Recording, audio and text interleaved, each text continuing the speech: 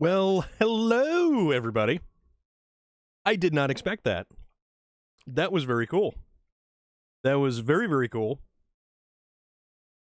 Rumbata, super appreciate that. Thank you so much for the raid. Guys, hello. It's Friday. Well, it's still my Friday. It potentially could be your Saturday. I don't think it's anybody's Thursday. That would be unfortunate, and that would mean that I'm coming to you from the future. So there's that. Yeah. Doc Goldeneye, what is good? How is everything? Is my capture card thing not working? It's Friday. Yes, we did. We did, in fact, make it. No, I think my little capture card doodad is, Let's do this again. It's Saturday here. Awesome. Awesome, awesome, awesome. Deactivate. Reactivate. Okay, there we go. We've got sound again. We do have sound. So as as I'm sitting here getting ready, I have my my popcorners, which actually they're like pressed rice cakes in chip form, and they actually don't taste too bad. And I would imagine that they're not terrible for you, but the things I had packaged with them to be delivered to me were probably significantly worse for me, but that's okay. All the lottery numbers, Relic. All of them. So, unfortunately, my bag of popcorners was ruptured wide open. Everything came shipped from... I ordered it from Walmart. I'm lazy. I don't want to go to Walmart. I don't want to wander around Walmart because then potentially I may spend way more money than I fully intend to. So I ordered a bunch of popcorn. Like boxes and boxes and boxes of popcorn. And one of the boxes of popcorn punctured the the bag of popcorners, which is basically just like a big bag of chips. Except I think there's healthy-ish chips, so we won't get too far into the healthy-ish portion of it. But, yeah, here we are, back again. We've got SnowRunner. It is Friday. We're going to hang out. We're going to have a good time. I am wearing my H.P. Lovecraft t-shirt. All with the H.P. Lovecraft and the tentacles and all that weird stuff. I know, they are kind of mystical chips. I mean... It's like they only partially exist in my reality, and I'm not entirely sure why. It's very strange. Very strange indeed. But I still have goldfish over there too, so there's that. There is that. Let's do some housekeeping. Because I need to do some housekeeping. Because we've effectively made a mess out of everything. The Power Cosmic, not so much as potentially the Power Lazy. Which, potentially, if you look at it that way, Lay's potato chips, lazy. So there is that. There is that. Housekeeping. Me fluff your pillow. I don't know what, So we've got all these vehicles scattered around all over the place here. And they legitimately are everywhere. We also have the boar in the other map. Tough SOB, how is everything? Also, because I have the power to do so, and I can do a thing like this. Also last seen, playing SnowRunner. Well, that's MudRunner, but you get the idea. Everything good today? I hope everything's good. That is very good to hear. Do we actually want to recover the H2? Because this thing's been, like, manhandled. Let's recover it just for the hell of it. And then let's see what we have on the other map, because...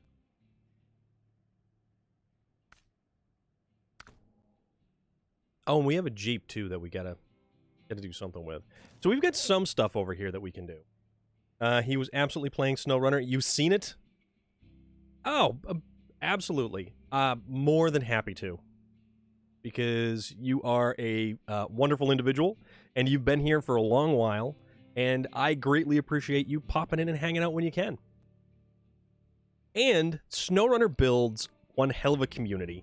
And I don't think I've seen anything, you know, bad spoken about the SnowRunner community. Other than they might be a little bit needy at times for, you know, quality of life improvements or glitches that need to be taken care of. But who doesn't? Why don't we go over here? And why don't we do some housekeeping over on this map too? There is one location over here which requires me to deliver 4 units of cement. So there's that.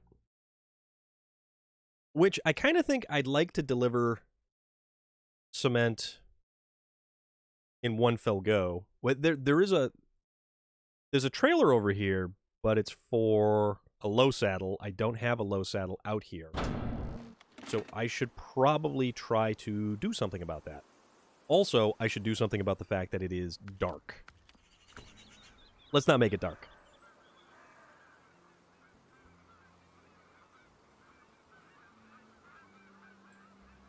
Also, I really like that cherry vanilla Coke. Also, I don't like the fact that I actually have to work tomorrow, which is unfortunate. But on top of that, even though, yes, I work tomorrow,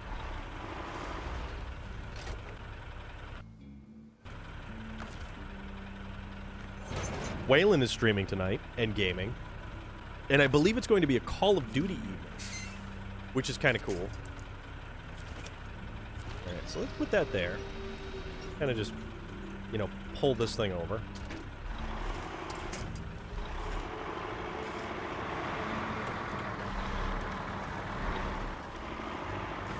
And let's essentially get this thing out of the way.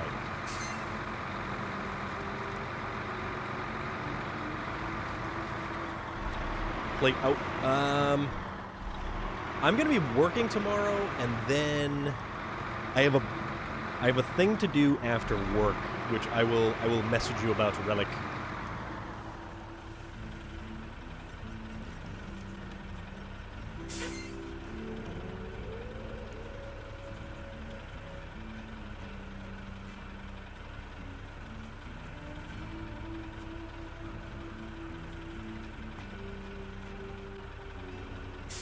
But I would like to, I think potentially Sunday, maybe? Maybe Sunday. Or depending on what time I get back on Saturday night. So there is that.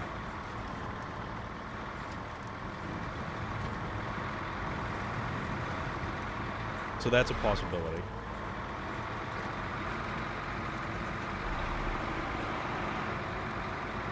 That is some bright sunlight.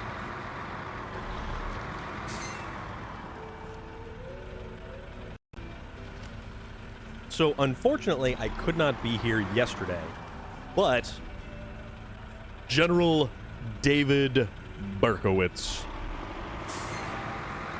or the artist formerly known as Norman. Hello, good sir. I hope you are well. I hope your day is going fantastic. And I certainly hope you have a good weekend lined up for you. Possibly looking at a house that did not sell. I just know those are always my favorite runs on Outbreak. And they, yeah, it is a good time. Things are good. Things are pretty good. We weren't around yesterday because I was hanging out with my nephew. So me and my nephew decided to watch a movie, and I opted not to do the streaming thing because I was like, you know what, I gotta hang out with little guy. The artist formerly known as Jeffy, formerly known as Norman. So I ended up, and this is the height of laziness, unfortunately. So I have Transformers on, like, Blu-ray or DVD somewhere. I have Transformers. I have the first Transformers movie.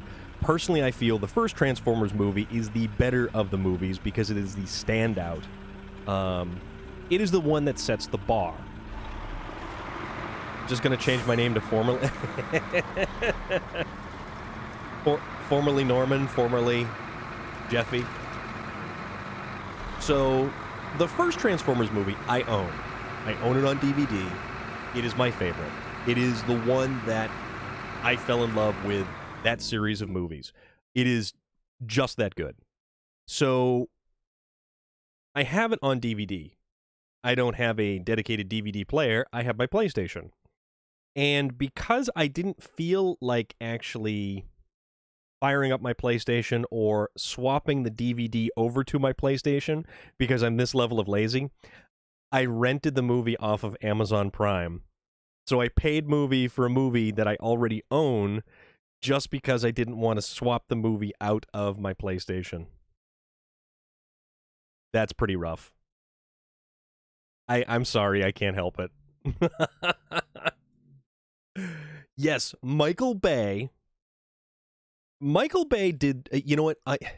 So the whole weird Megan Fox thing aside, because if you actually read how he auditioned Megan Fox, not exactly very good. And it's too bad too, because yeah, reasons. So I personally like the movie. I like the cars in the movie. It's one gigantic General Motors, advertisement, but came out in 2007. And you know what? It was a great launching point for... You got ads? Why did you get ads? Oh, VT Outlaw. I know why you got ads. I think ads... I don't think I can control the ads. If you have... Oh, wait. Nope. You don't do that. Also, they did TMET. Yes. That's my dad. We have the movie, but he'd rather watch it on TV. Yeah, I am so bad about that. I mean, I could have just dug it out, and I could have just put it in my PlayStation and watched the damn thing, and everything would have been fine. But my nephew, he's going to turn 5 in October. So end of October, he's turning 5. And with that, actually, we could go across here. I mean, potentially. But then we'd roll over right here, so we're not going to do that. He needs to stay away from Ninja Turtles, though. Is there a new Ninja Turtle? I like the original Ninja Turtles. The original Ninja Turtles movies, especially the first one, was great. The second one was also pretty good. But, when they went back in time, not so much, but I'm still okay with it. It's not nearly as bad as it could have been. The new ones with, like, the CGI turtles...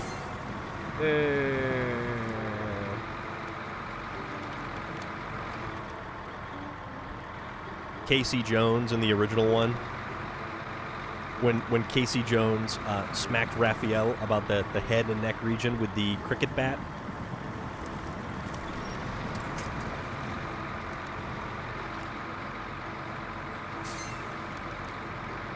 So there is that. That is a thing. Alright. Let's go return this trailer piece. You love 3? And that was Turtles in Time, right?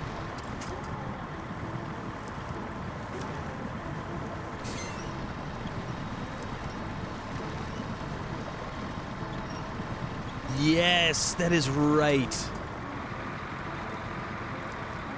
I almost forgot about that. I almost completely forgot about that. At least the new ones, they actually have the turtle van. I remember the turtle van from the cartoons. And I used to watch the cartoons religiously. Yes, that's right. That is right. Uncle Phil, bless that soul.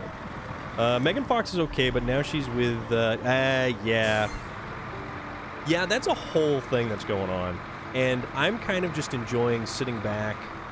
Actually, you know what? It actually did work its way into my day-to-day goings-ons. So the entire Machine Gun Kelly thing with the beef with Corey Taylor. Here's the thing. It actually found its way onto my SiriusXM channel because apparently Machine Gun Kelly involved Shannon Guns, who is a radio personality or SiriusXM on-air personality, and somehow or another he got her involved. And it's like, what? What is going on here? Secret Shredder from The Secret of the Use. Yes, he was. Big sexy Kevin Nash. Exactly. That the crossover with those films and everything else, it's great. It is so good. And the amount of people that were actually involved and who pop up in those movies is pretty cool. Not gonna lie. Corey Taylor and Eminem are going to team up and send MGK packing to country music. Yeah, potentially that's a thing that could happen. Potentially. So I want to go return this log thing, and then there's this little trailer. So we've got this little train of trailers right behind us. Let's go sell some of this stuff, because we really don't need much of this stuff. And then we're going to figure out which truck we want to put the low saddle on to go get the trailer, to then go get cement.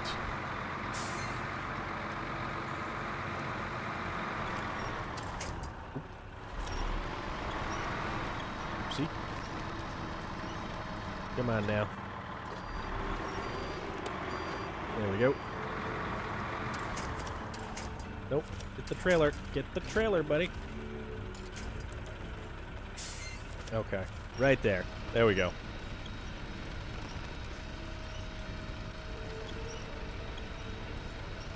Alright, so. Was it the first movie that had Vanilla Ice? It was the first Ninjas movie that had Vanilla Ice, correct?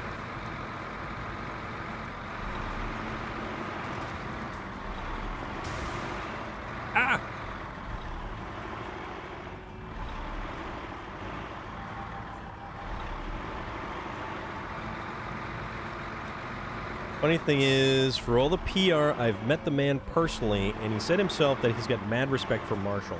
Oh, it was the second one. Okay. Because that's the one with the ninja rap. Go ninja, go ninja, go.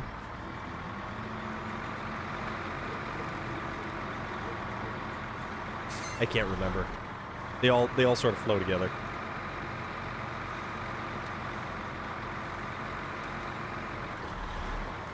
Toka and Reza. So what was it? It was a snapping turtle and a weasel, or a badger or something. You know, and the thing that really kind of bummed me out is the fact that they did not use Rocksteady and Bebop in the first movies, and I have no idea why. You've got all of the turtles, you've got Casey Jones, you've got Splinter, you've got Shredder. Oh, Wolf Cub. Okay. So yes, those were the most threatening, aggressive animals that they could find at the time. And it's like, really, guys? You failed in your jobs as ninjas? Stealing stuff in the middle of the evening? Like, go to the zoo. Go to the zoo and find anything there that would just murder people. But no, you had to get a snapping turtle out of, like, the local pond.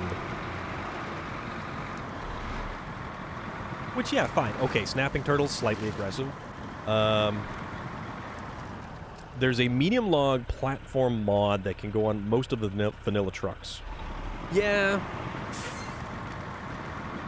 If I'm going to haul some medium logs, I'm definitely going to use the Caterpillar. Caterpillar's pretty good.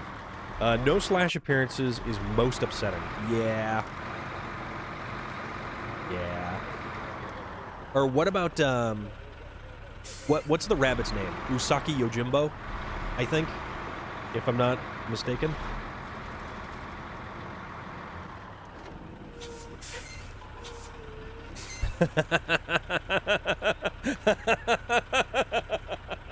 Yes, the Manila trucks.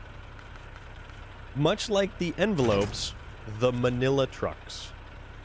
Of course. Of course.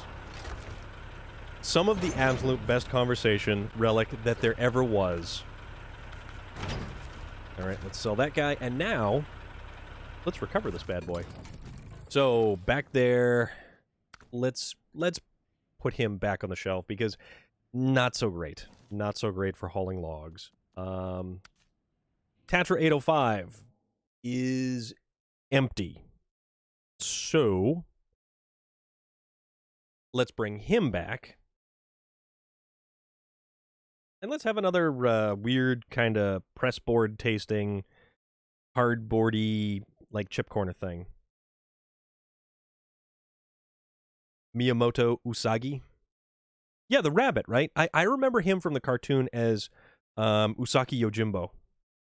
But I don't know if they, changed it or whatever. But that was the cartoon. So the cartoon basically had, like, everybody.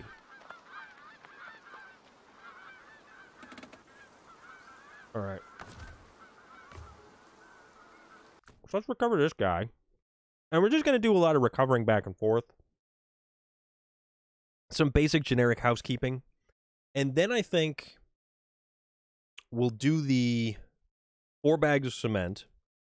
Want Leatherhead, the Rat King pizza monster. Which one was Leatherhead? Leatherhead was the the Rat King. Yes. Yes, Leatherhead was the gator. The gator was cool. Man, they have so many characters that they can pull from in that entire piece of fiction. That is a very good point, Relic. Really, really good point. Man. All right, so Western Star. This little fella. I'm kind of trying to debate which particular truck I want to put the low saddle on, because then I'll drive over, I'll get the trailer, I'll get the concrete, we'll drop the concrete off, then we need a crane, actually. We need a crane to pick up one of the pipes. So I will bring a crane truck, and I will bring a trailer truck. Yes, a guarantee. Because he had that Louisiana bayou kind of accent. That is right. Oh, whole Relic. That is so fantastic. All right, so bring this guy back. Cajun accent, yes. And there's Mountain Lion. Mountain Lion, I would reciprocate with the sounding of my horn.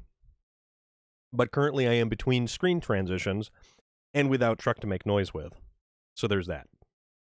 Once I get into a truck, I'm going to sound the horn for you because, reasons.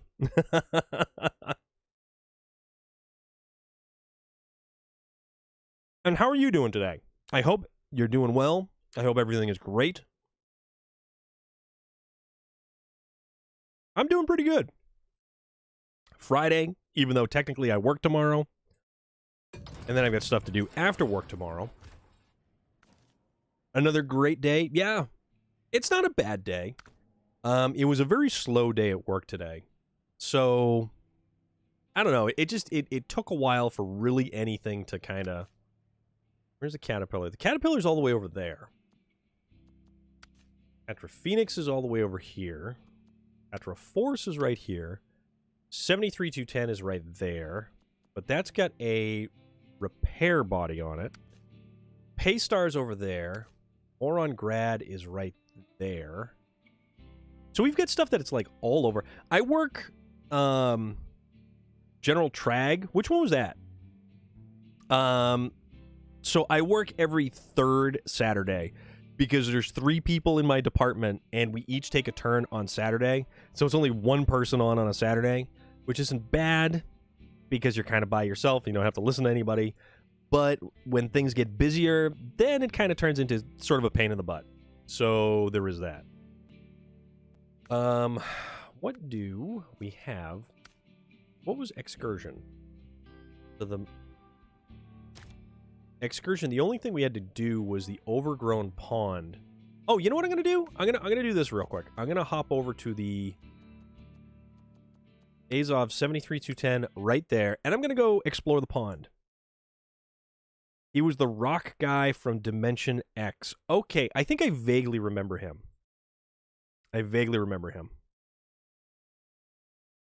So I unfortunately was not around yesterday. Well, I mean, unfortunately, in the capacity that I was not streaming yesterday, but I was with my nephew and we were watching Transformers. And as I was explaining, I instead of digging the movie out of my selection and putting it in my console to play the movie, I opted to simply rent it for $4 instead because I am super lazy. So there is that. Alright, so what does this thing have on board with it still? Jesus. We've still got 1,600 liters of fuel. Well, 1,400. What about repair points? 350 repair points and 4 tires left. Actually, Relic, which was the turtle from the different dimension who was like all kinds of messed up? Was that Slash?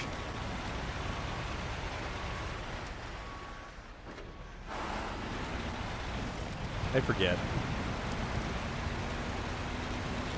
Alright. Just kind of spin this thing around here. This giant land barge. Metalhead. I remember Metalhead. Yeah, because he was like the robotic turtle.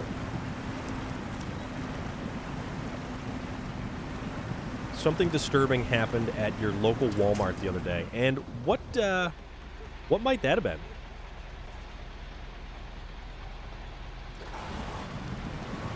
And we are in some mud.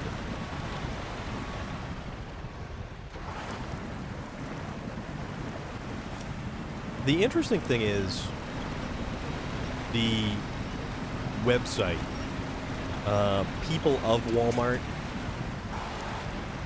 which I haven't gone to in a while. I think it's still a website, right? I don't know if it's a thing anymore. Penguin Power, did it involve spandex? A high percentage of concerning things at Walmart involves spandex. They found a dead body in a car. No idea what happened because there's been no news coverage on it yet. Holy crap, dude. Just a rando body in a car in the parking lot of a Walmart. Penguin Power, that has the potential to may and or may not have involved spandex. So there is, in fact, that. 2 cargo containers to be delivered there. Okay. Let's see what... You know what? Let's see what that's about. 2 cargo containers, which would mean that I would, in fact... Uh-oh. Come on now. That is the most saviest of saves. Ooh, look at me go. That was a hell of a save. Not gonna lie. That was a hell of a save. I'm rather proud of that one. I am very proud of that one. I wish they didn't have cargo limits, honestly.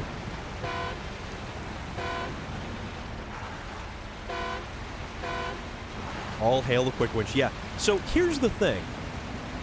The winch is very temperamental. I can quick winch. Monkey bomb! What up? I can quick winch something, but it doesn't immediately start reeling in.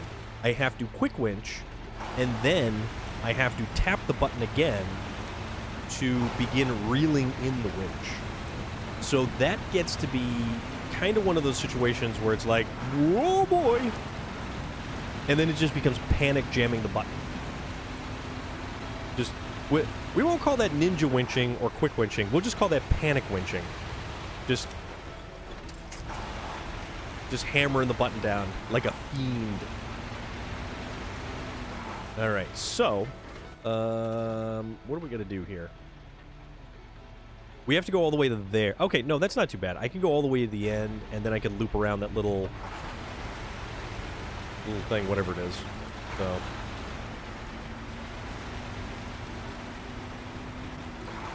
But yeah, they call them Slash the Turtle from... Okay. You know what? That was one of the... action figures that I had. I had the Slash action figure. And he may still be around here somewhere. Probably in the attic with, like, all kinds of other garbage. Because I'm a pack rat and I'm a hoarder, and I never get rid of anything. For better or worse. Although, I do have a bunch of Warhammer figures that one of these days I need to unload. So I've got a big bunch of Warhammer 40k demons that I wanted to get rid of. So I'm still just on the Wisconsin map when it says Vehicle X not available on region. Is that just to buy, or are there some trucks you can just never use? No. So what it is you've got American trucks and then you've got Russian trucks. If you're in Wisconsin and you try to buy an Azov, it won't let you buy it.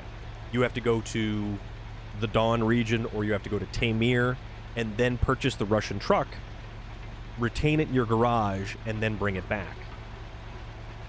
So you can use any truck on any map. It's just that they put that goofy limiting feature in there, and I don't know why. All right, excursion. Ah! The oak's getting old and the lake is overgrown. Thanks for finding the time to have a look. It is an odd limitation, and it's a very strange one. So, we don't have any more activities here to do. Oh, that's another fuel tank right over there. Well, what do you know? It's like fuel all over the place here. There are quite a few in Black River. There's probably like 5.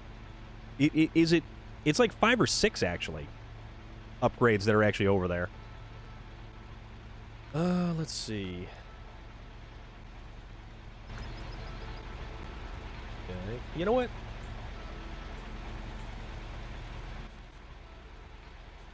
Which one is that? No, that's Rostov Administration. So 2 cargo containers to the village, which I actually don't feel would be entirely horrible to try. So let's do that. So two cargo containers would be, there are 31 trucks at present time to be found on the different regions. That is a large amount of trucks to be found. I never actually took the time to add them all up and together, but Mountain Lion, that is an excessive amount of vehicles. I know where a lot of them are still in my head, but man, yeah, that's a lot of stuff going on there.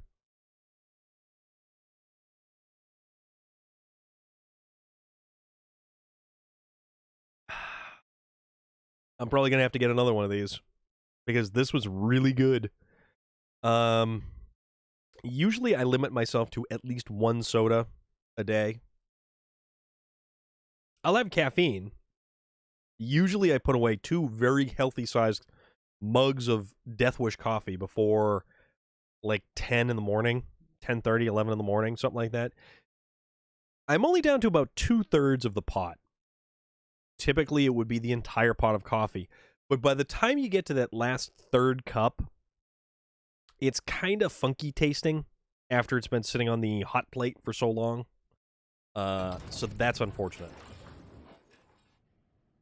But now, let us decide which truck we're going to use to go get cargo containers with.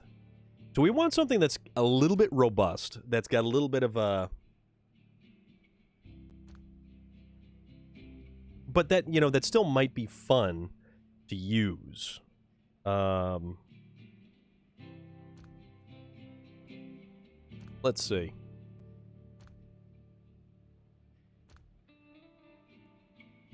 Wait a minute.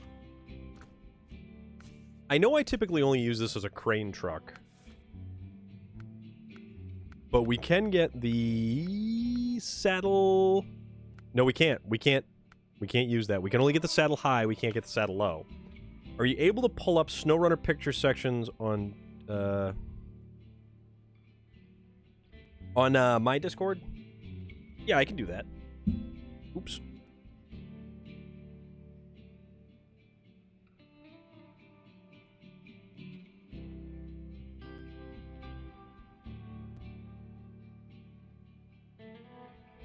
Going there now.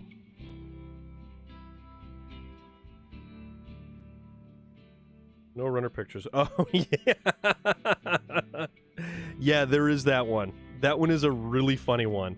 I saw someone launch that down the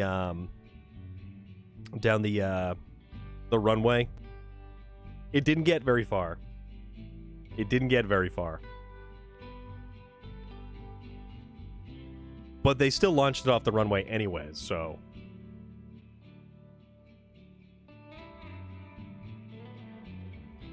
I guess my phone's charged up enough. We'll put it over there. So we can't use that. Let's see what else. Massey, and that is why you have a Stanley thermos. Just pour the coffee on that, and it will stay... Yeah, I mean, I could, but I have a coffee maker that is, like, legitimately 20 feet from me when I'm at work. So I make up a giant pot of Death Wish coffee, and it is so good. You know what? So can we put a low saddle on the Phoenix? No. The Phoenix only also takes a high saddle. So let's see. I want to do something kind of ridiculous, and I'm thinking... Death Wish, nice. My second favorite coffee. What is your first favorite coffee? Because I like the Death Wish, the regular dark roast, but I also like Valhalla Java. And when you order directly from Death Wish Coffee, they send you stickers, and sometimes they even throw in like patches and stuff like that. So I've got a bunch of I've got a ton of Death Wish stickers, and I've got a bunch of Death Wish Coffee patches. One is the Valhalla Java logo, and it's so cool. It's a great looking patch. The name is Crude, but number one is actually Bitch Slap Coffee. Interesting. I don't think I've ever heard of that. It's kind of wild because there's so many different companies that are making their specialty blend coffees. See, I don't want to use the Zix. Let's take a look at something.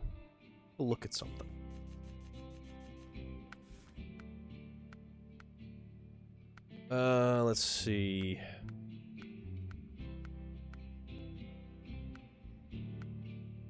So the saddle high is there.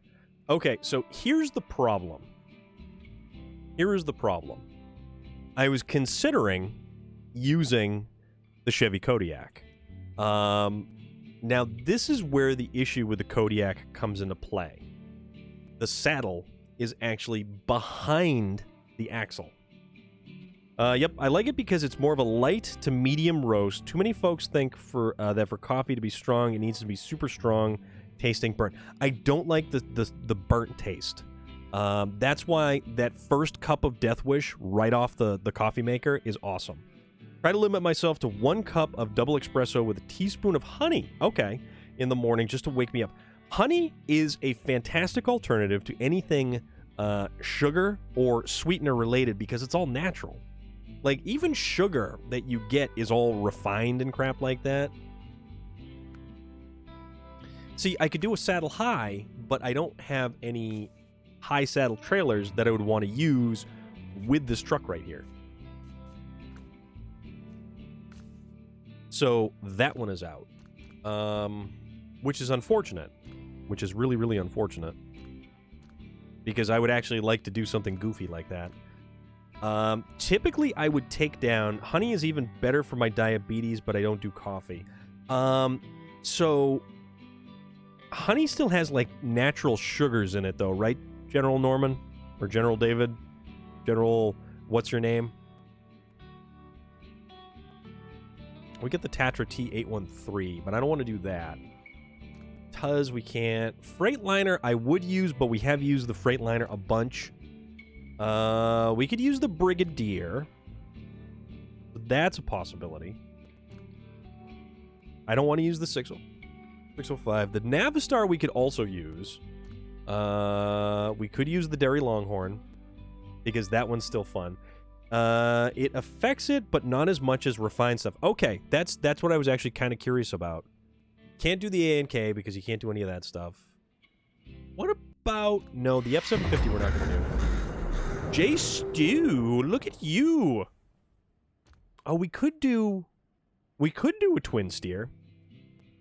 J. Stew coming in with a gifted sub for Delilah Rose. Delilah Rose, one of the other individuals that I did have the pleasure of hanging out with at DragonCon. Delilah Rose also has her own channel, and she does a lot of like really cool custom merchandise as well. All right, so here's the thing. Tuz Warthog or Tuz Acteon. I want to see something.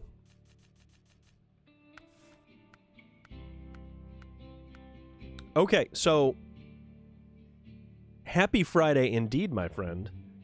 So here's the thing. This Tuz, we could actually put a low saddle on.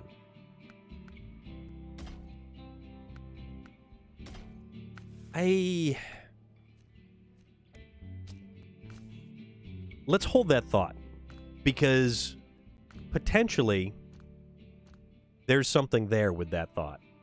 It might be a crazy thought. Yes, it is Friday indeed. Okay, so this Tuz, which has less fuel, can we also put... No, this one does not take the low saddle.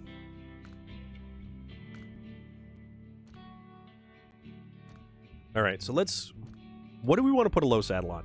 And I know this is, you know, this is meant to make things a little bit more on the weird fun side. We don't want the BM17. 4380, not so much. The 5319 is good. Oh, wait a minute. I have an idea. Wait a minute. How many Tuz Acteons do I have? Oh. Oh. Now we're digging deep. We are digging deep right here. So the Step 310 has an S on the power to weight. There is no Unimog, unfortunately, which is, it's really sad, and there are, well, I can't say that there are none, but there are people who actually mod the vehicle in, so you could potentially get one. That's A on the power to weight. This is S on the power to weight.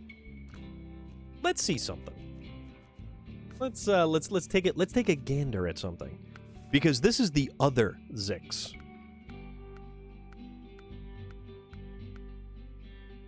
It can put the fuel tank on, which actually, surprisingly enough, it does not drop down the power to weight on this thing. All right, so okay. You know what? You know what we're gonna do? We're gonna get a little weird. And, why not? Why not? So this thing can put 47-inch tires. And they can do 47-inch mud tires. So we can do the Tega. Yes, I did as well. Yep. That's exactly what I did. Let's go sell these, because we're cheap. And this is the Maz 509 in real life. Okay, hold on. I'm gonna pull that up right now because I love reading about a lot of these vehicles.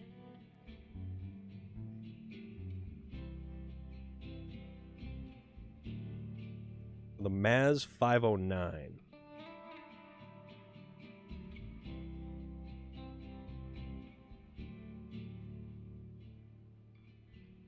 Oh, wow, yeah.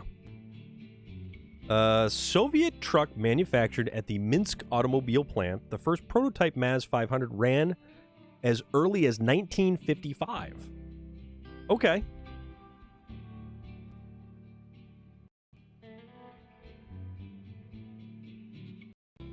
There are 504, which is red, and the 509, which is all-wheel drive. Okay. So we're going to get a little weird. We're going to get a little fun. Can we remove... Oh, we can. We can remove... Okay. Delilah Rose coming in, hanging out.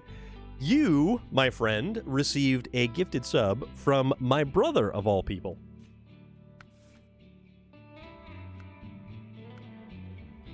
All right. We're going to do... rear-wheel drive. Autocorrect all the time. I hear that loud and clear.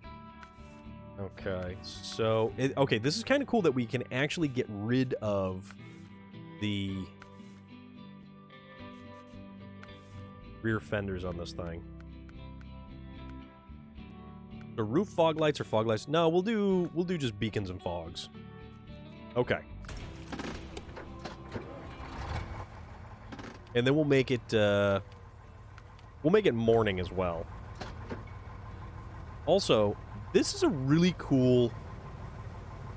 Look at that. It's got that giant saber tooth that's on the side there. Leaf spring front suspension. So this is going to carry 190 liters of fuel. I have no idea how this is going to do. This is either going to be really, really fun and really goofy, or potentially this is going to be slightly difficult.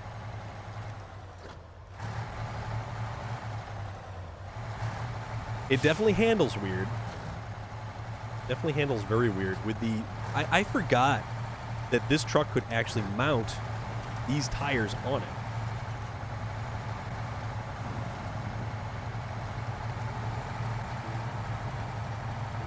All right. So let's see what we can make happen. Because I have an idea. And that idea consists of the Rostov administration and 2 cargo containers. It also occurs to me that we're going to need a crane truck, because eventually I'm going to start hauling the large pipes back from the other map. So I should bring a crane truck over to be able to load that stuff.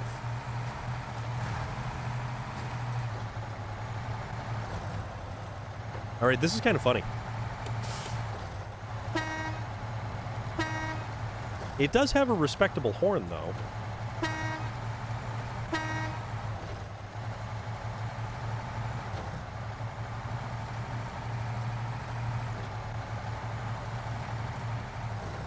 Unlike the small Tatra, this has some decent suspension travel in it.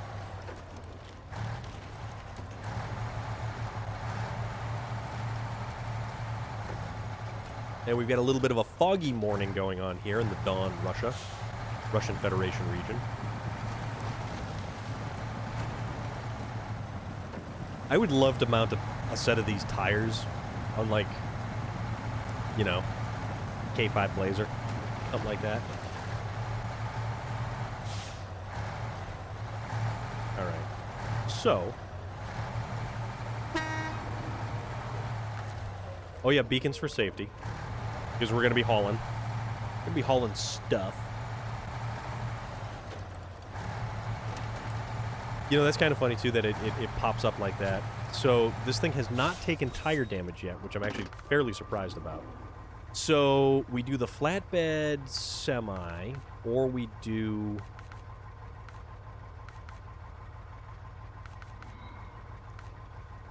the side... You know, we'll do the sideboard semi.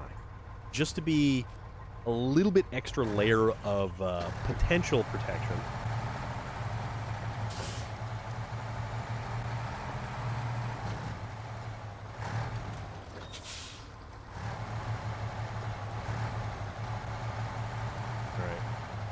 Now let's see what this can do. Yes. All right. So, cargo container. So right now, if we look directly above us, our power to weight ratio is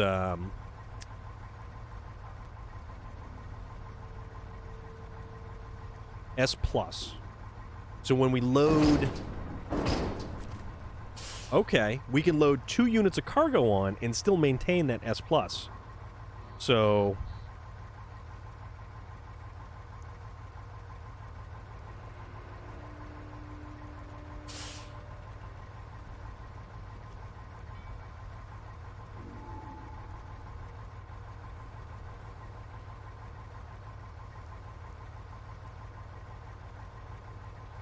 I guess we're going to see how this thing goes.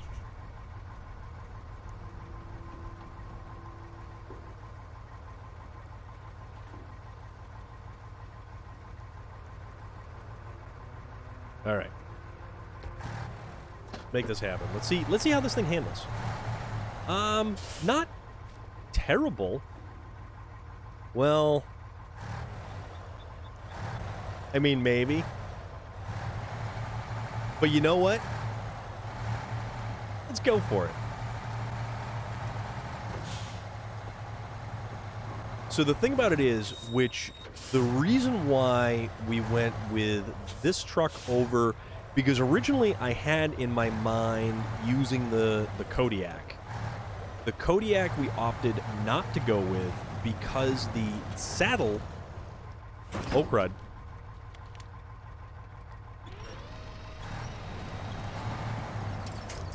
So, about that. Let's just call that a mulligan.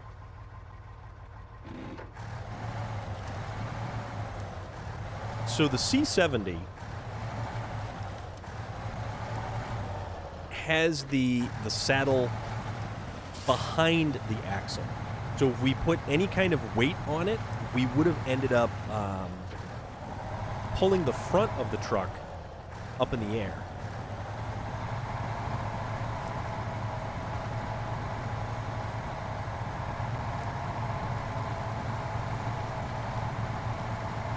And you don't want to do that.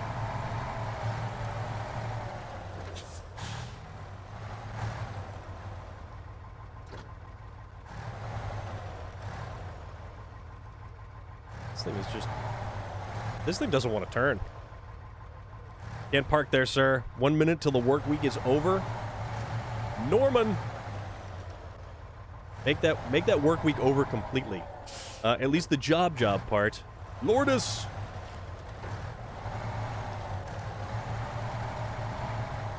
Alright. We're just gonna continue to... Now we're stuck on things.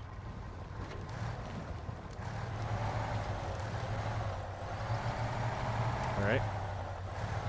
Alright. Yeah, this truck, because of the real short wheelbase, it does not like to back up with a semi-trailer very well. Does not like that. Alright. So, let's try again for round 2. And hopefully round 2 goes slightly better than round 1. So, we've got to be a little bit more careful about how we approach angles with this thing, because this thing will go over. Or at least it'll dump the cargo. Actually, you know what? Now that we're looking at it, seems a little tippy going... Yes, it is. That is absolutely the idea, though. We want an adventure. We don't want something where we can just phone this in. We want an adventure. So, with the trailer on the back, that does have a little bit of a squat to it.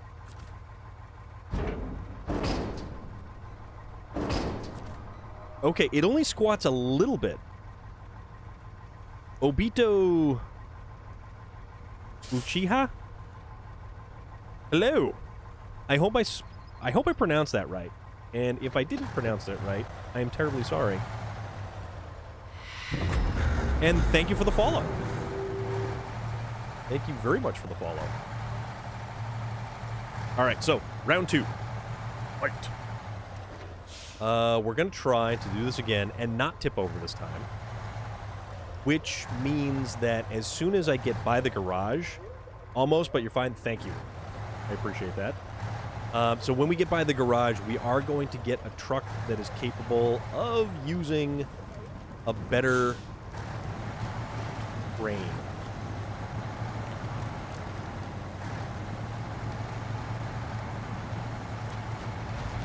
All things considered, this thing's got some punch to it.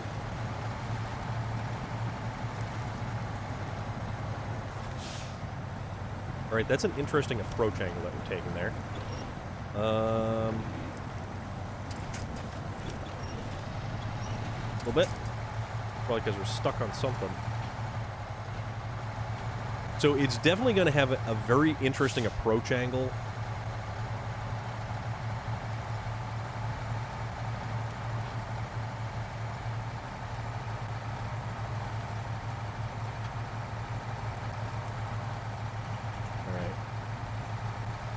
Here.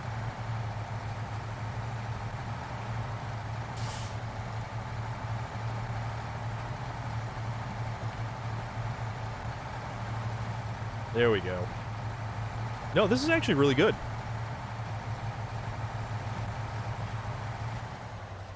But thank you again for the follow, and I hope your day is going fantastic. It's Friday, 6 o'clock here. You could still be on Friday. You could even be on Saturday. And if that's the case, I hope your Saturday is going awesome. All right. We need to get these 2 cargo containers over to the Antonovka village. Antonovka village. I think that's how you say that. Pretty sure. Not 100% though. Alright, so we want to stay away from any real substantial angles and elevation changes, which shouldn't be too bad. But I say that now, and then we'll get to a point where we'll have everything everywhere. So we should follow along with something that at least has a crane, because we're at the very, very, very least going to need that crane for the big pipes to haul back here. So we have 3 large pipes that we need to haul back.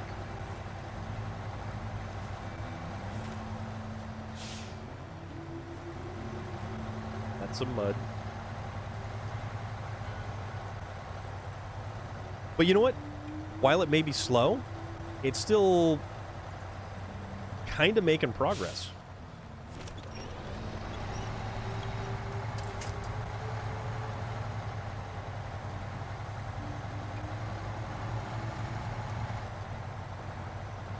This is going to be a very interesting adventure.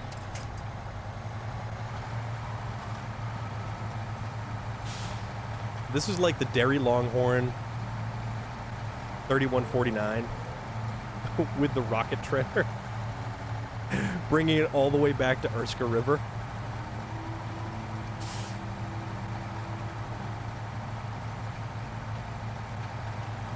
It also occurs to me that I should probably top off the fuel on this thing, because we've already used 80 liters of fuel just getting the trailer and cargo. And at least getting the cargo twice.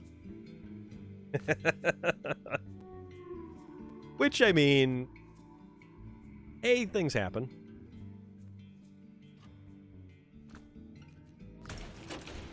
And I don't think we're in a position where we can actually tow with that truck.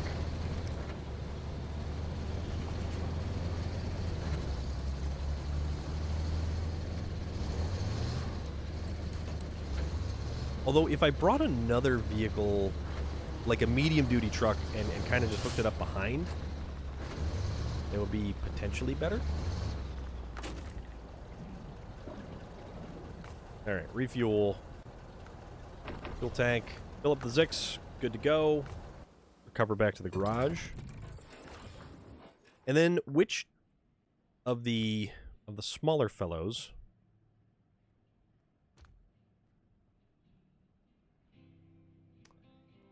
So do you want the Warthog or the Acteon? Because I forget which one holds how much fuel.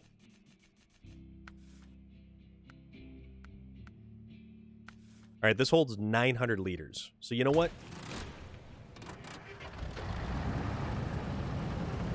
Kinda cruise right along. Zuvide! What is happening? How is everything?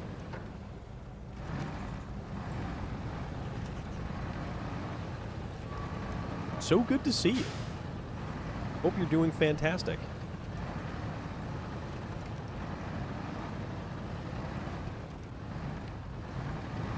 Alright, so technically I guess I could do that.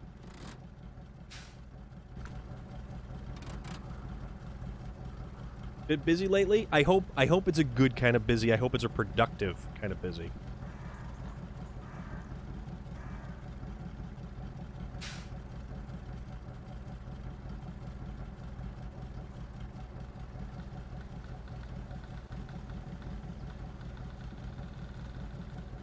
Like an adventurous kind of busy, or perhaps a, you know, a very worthwhile, fulfilling kind of busy. Aha! Well, sir, good for you. Fantastic. And I'm glad to hear that.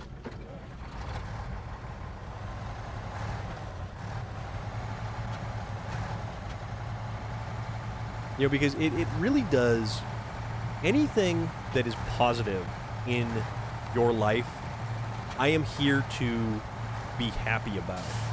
And that goes for everybody here. If something good happens, and you just want to be able to tell someone that something good happened, or that something fun is going on, and you need someone to be positive about that, and you don't have anybody that you can turn to that will be positive about something, I'm more than happy to be positive for you. I am way more than happy to say, hey man, that's cool. I'm glad for you. Because everyone deserves that. Absolutely everyone deserves that. Oh, that's a phone pole. Don't deserve that. Well, you know, maybe if I had turned a little bit quicker, but, you know. Nah, that's cool. That is very cool. And they never saw him again. Got my tickets and VIP secured for AKC show today, baby! Relic, that is awesome. Thanks. After being divorced 3 years ago, it's nice to have some love. You know what? Everyone is deserving. Absolutely everyone is deserving. And no one is of such a position where they shouldn't feel deserving.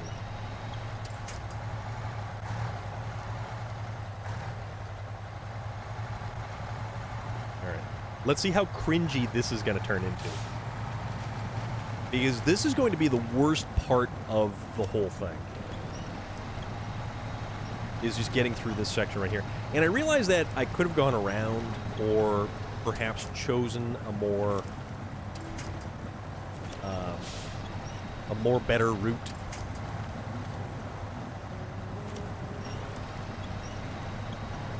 But you know what? Let's take the route that absolutely everyone else... hope she didn't take half your stuff. That's the downside of the divorce part. Well, there's certainly always reasons and circumstances and everything else, so... Alright, so... Go to the winch. Winch here. To... there.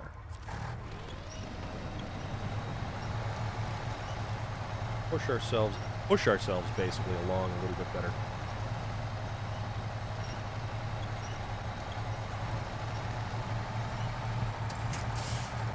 There we go.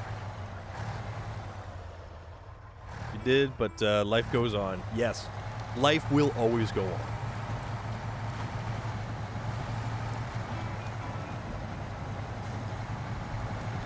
And if you could look at it in the particular frame of mind that one door closes and another has opened. And Penguin Powered is 100% correct as well. You can always get new stuff. Ah, my friend.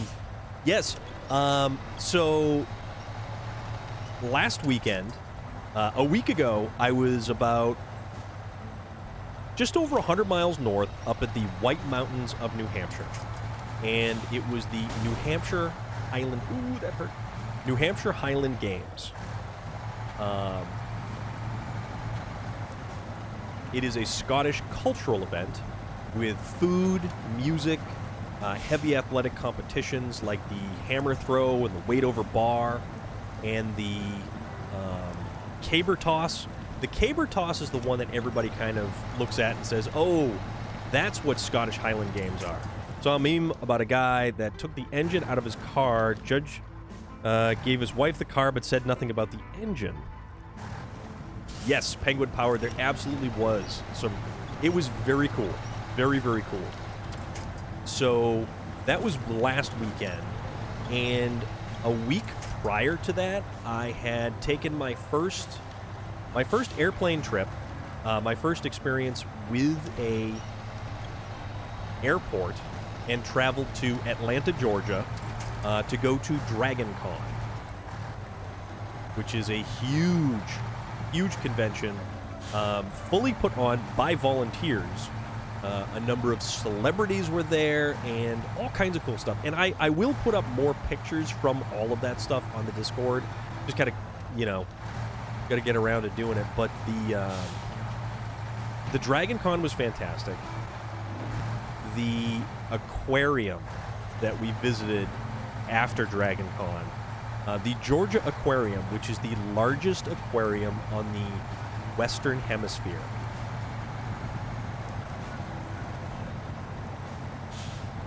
Or western side of, basically the western side of the planet, the largest aquarium, and the place was jaw-dropping. I mean, truly jaw-dropping. I have some really neat pictures from that. The stuff I lost of importance was a huge selection of the old classic Disney VHS tapes. That's not, well, yeah, there are things that are significantly more difficult to replace. You're right, Relic. Oops. I didn't see that guardrail. It's worse when there are kids involved, and I'm happy for you. Wish everything is all right this time. Yeah. All right. So, we've made step one. Step one is get from the cargo in the trailer to the other half. Georgia is on the East Coast, so Georgia is about 1,000 miles away from me.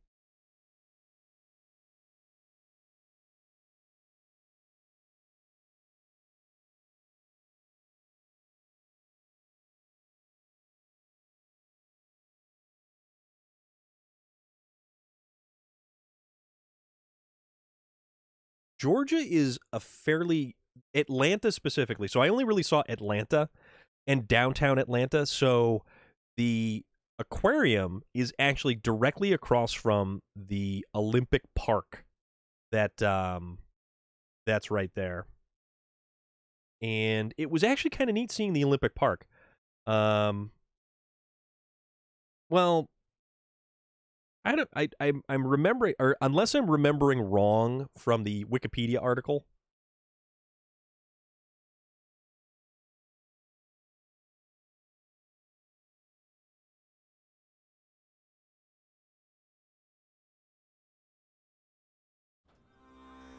But it's basically one of the largest aquariums in the world. I'm still friends with my ex-wife. We had no fights, but it didn't work out between us. But my new girl is amazing, and that's cool, Zuvide. I am really, really happy for you. The East is considered North South America is considered the western side. Yeah, that would make sense. That would most assuredly make sense. Let's see. Let's see.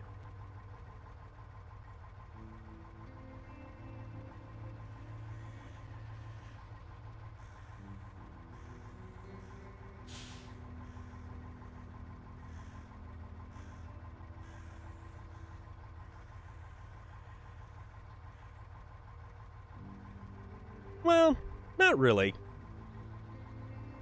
So I have to get from here all the way to here. So let's see. How do we want to do this? I mean, I guess we could travel and loop around, which wouldn't be horrible. I go to USA in December for a seminar. Okay. Which part of the States are you getting to?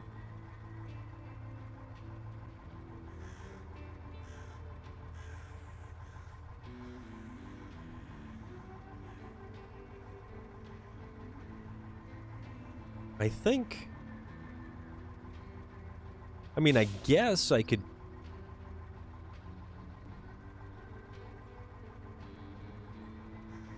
I mean, let's get down there and... Nah, I don't want to take it across there, because that would be kind of... But I could loop around there, through... Yeah, I could do that. Wisconsin? Okay, so you'll be in one of the SnowRunner locations. Which, that's kind of cool. That's definitely kind of cool. Are you looking forward to it? Also, have you visited any portions of the States before? I believe you said you had, but I'm not 100% sure. Whoa, why are you a little squirrely? Getting a little squirrely there. Squirrely Dan. Take it down about 20%.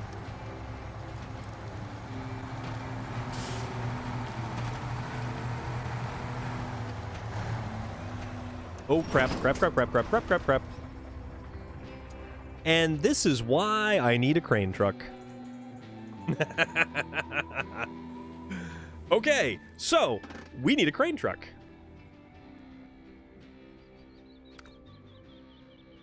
Didn't make it that far.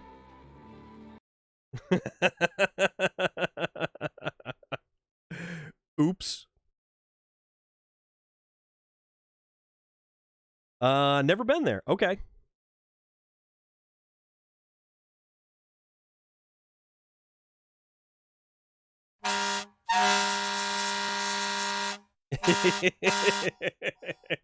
Yes, indeed. This is the truth of the matter. This is most assuredly true.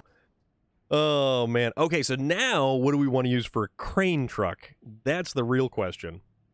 I mean, we could use the Zix and just get ourselves over there and get things done, but,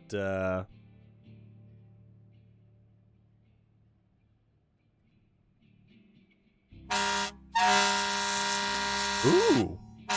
Twofer horn.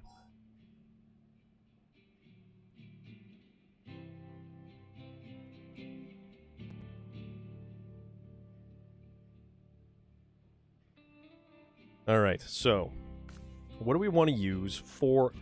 Actually, can we use the Chevy Kodiak as a crane truck? Probably not the most intelligent of ideas. Oh, we can. Oh, but you know what? Actually, hold on. You know what else we can use as a crane truck?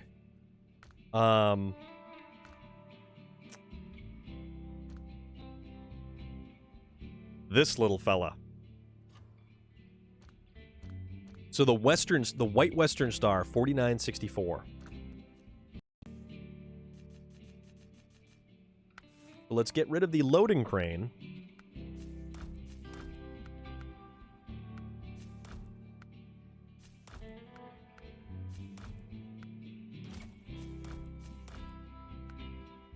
I have so many different add-ons and stuff.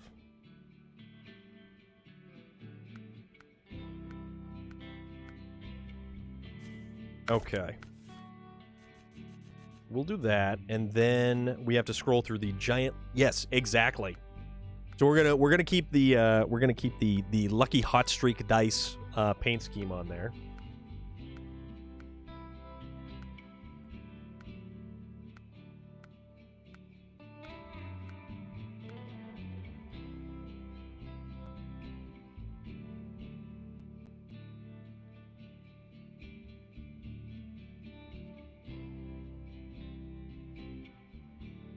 All right, so we've got 47-inch all chains.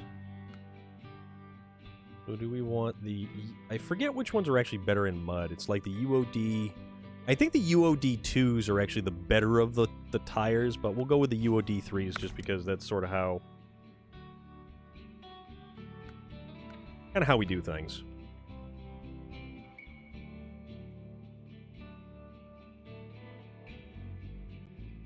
Is it Harvard University in Cambridge? Harvard University is in Cambridge. That's in Cambridge, Massachusetts. That's right outside of Boston, which is probably only an hour from me. Believe it or not. We have the right one. Okay. Spare wheel. Okay. See, oddly enough, we can't get rid of the fenders on a lot of the American trucks. So Black River on SnowRunner is a fictional place. The real one is in Michigan, is a 4.2-mile-long river that empties into the Huron. Huh. Okay. Roof lights. All that. We'll do the beacons and fogs. Then for the... So this one's a little bit better. So that's got a little bit more lighting to it, but that one hangs down way too low. That one's still a little low. Yeah, you know what? For ground clearance, the stock bumper is actually the best. Live in Cambridge, Ohio. Interesting. While in Wisconsin, try to find Alfonso's. They have the humongous mozzarella sticks. I sent Storm a picture. Oh, that's right. The giant mozzarella sticks looked amazing. You know what? I'm gonna put the stock front bumper back on this thing. I do love the muzzle. The muzzle is just hysterical.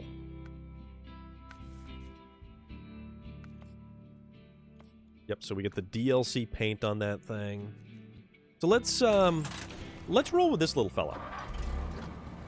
And let's see just how stuck in we can do this.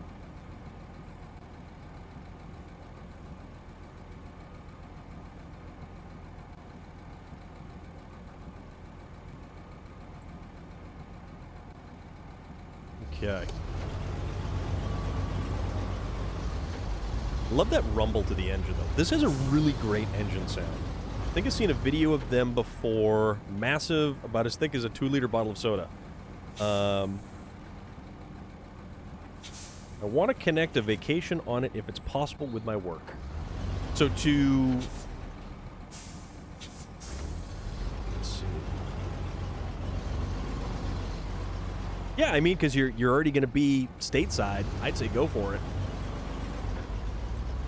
All right.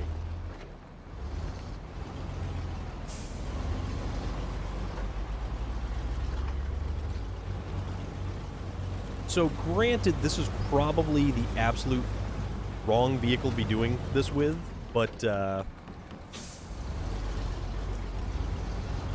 it looks like it. Yeah, Relic. That picture you sent. It looks like it is a loaf of cheese, breaded and fried. Just a loaf of cheese, which is just insanely awesome to me, personally. At least I find it to be particularly kind of rad. But that's me. Okay. So, let's go fix my boo-boo. And by boo-boo, I mean dumping a truck on its side and losing all of its cargo. When you hit the brake before turn, the sound that truck is making when revving the engine is just awesome. It doesn't exactly make the best of noises when it is stuck, though. So there is that.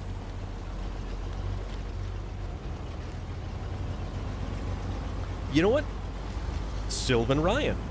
Why, hello there. Hope your Friday is going just as good as mine is. Well, no, mine's still going good. I've just need to fix things because there are trucks on their side with cargo spilled all over the place. But at least it's not trees this time. At least it's not lumber and logs and everything else. But yeah, it probably helps if we put it in, like, a differential lock as well.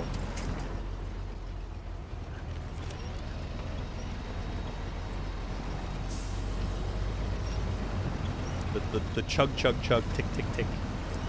It is Saturday already. Hello. Why don't you come inside and meet the missus? Don't go that way. Never go that way.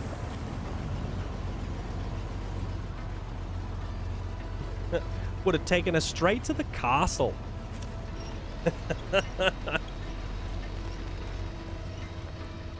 She chose down. Damn helping hands. Weren't very helpful after all, were they? She was an underage girl, too, falling down a pit. Is it worth a trip to go get the Tatra Phoenix? I personally believe the Tatra Phoenix is a fantastic truck. It is better than the Tatra Force. Way better than the Tatra Force. It has a 2,000-liter fuel tank that you can functionally make use of quite well.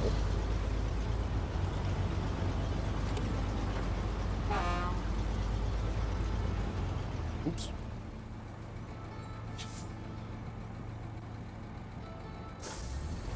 Back up a little bit there.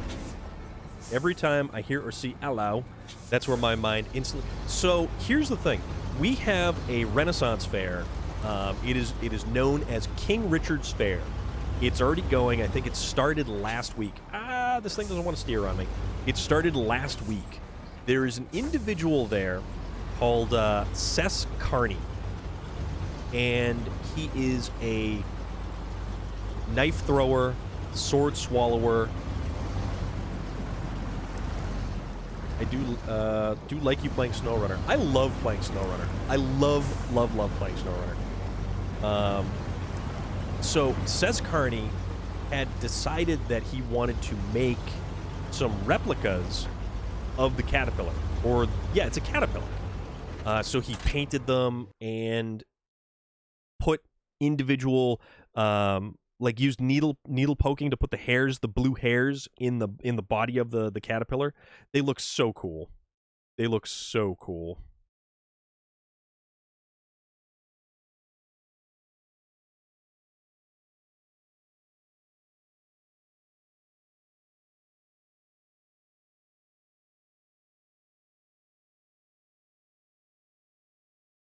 I do like a lot of the goblins from Labyrinth are really cool designs, especially when they're in the Goblin City and they're having that giant melee in the Goblin City.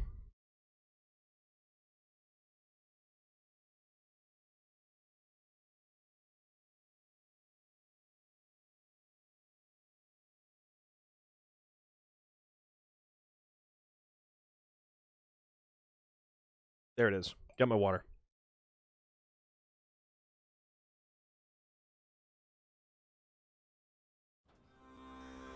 He also wrote a book, and it's called like Downtown Dorchester or Haunted Dorchester. It's one of those more like Halloween themed style books. Oops. Fairly interesting character. Betraying Rico. Top of the morning to ya, laddie. Pip pip cheerio.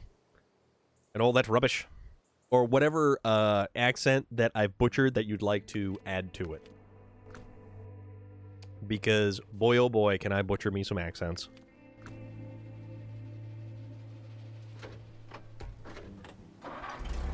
How can you have your meat if you don't eat your pudding? Zuvide. Thank you, man. Thank you so much for the cheer. I really appreciate that. And I really, really do like playing this game. This game is probably one of my favorite games of all time. For just everything. Ludo and Sir Didymus. Yes. In the bog of eternal stench. And the fact that Sir Didymus doesn't actually realize that the bog stinks. To him, it is as fresh as spring air. Okay, so for now, we will take that spring air and we will try to right things like that. All right, so okay. Yeah, there was some weird... I've never been past Wisconsin. Is there anything special about Dawn and... that would keep me from getting at the Tatra? So, you need to do a series of missions to actually get the Tatra Phoenix. But I don't think it's that difficult. And Sylvan Ryan, if you wish for me to show you the locations of the particular quests or contracts or tasks that you need to do, just let me know, and I will point them out on the map for you. Because it's not too bad to do. And I know exactly where that stuff is. So, the Tatra Phoenix, though, I believe is a fantastic, fantastic, fantastic vehicle. I really, really do. We were driving around with the fuel tanker on the back, and there was no issue to it whatsoever.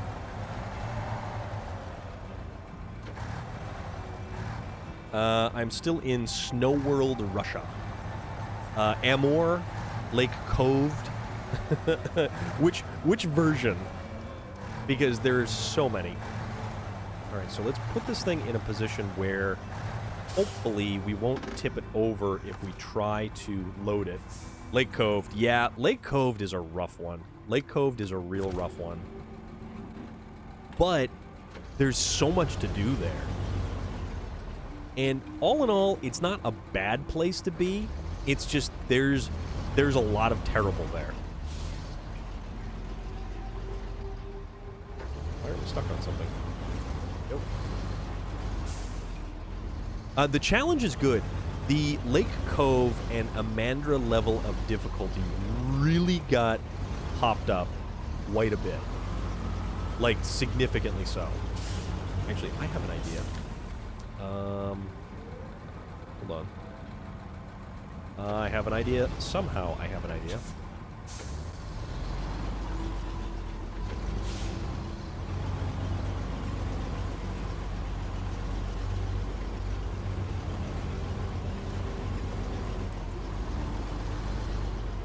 I mean, not really like that idea. But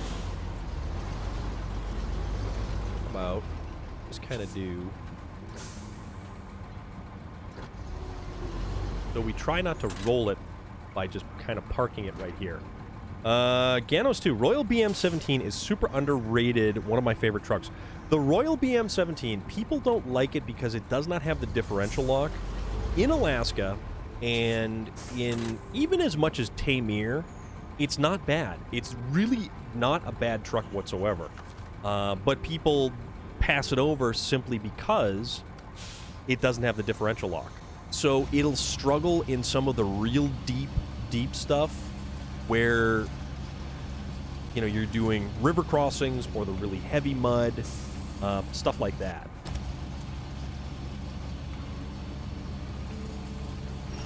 Okay. Gonna reel this one in here.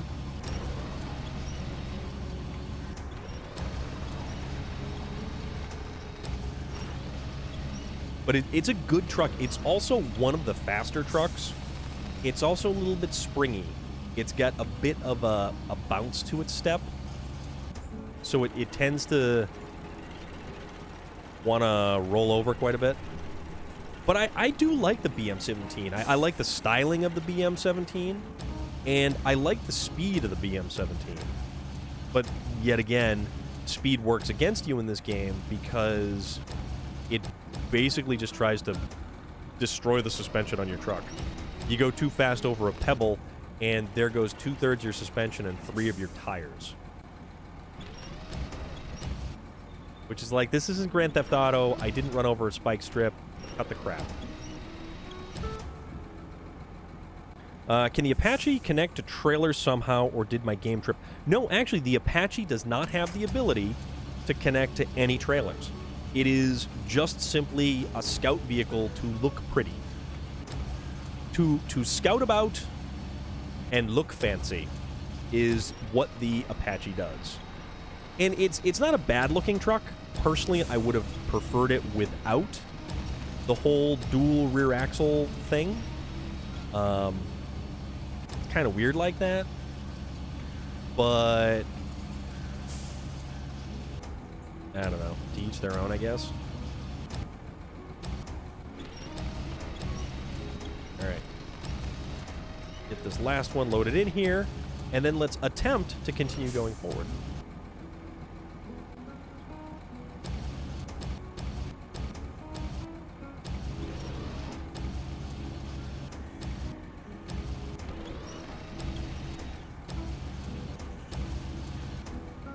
Kind of pull it over a little bit. That's good enough. Passive and weathering the storm while I set up my G923. Fantastic. That is very cool.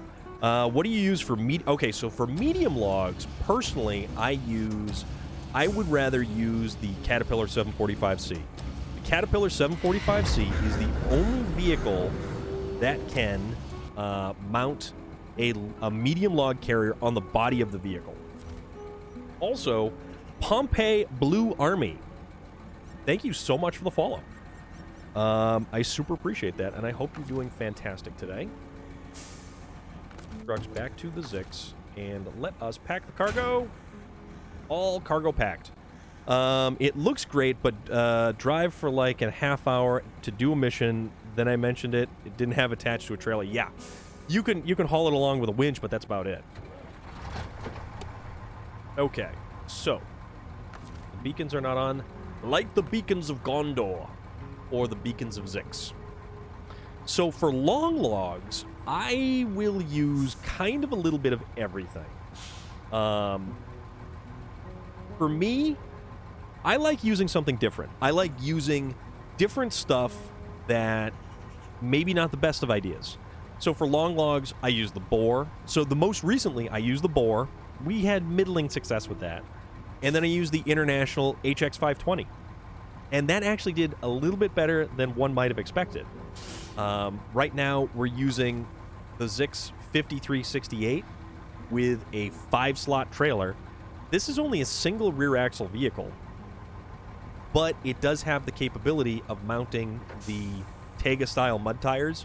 So even with a 5-slot trailer, 2 cargo containers, we're still S+ on the power-to-weight ratio.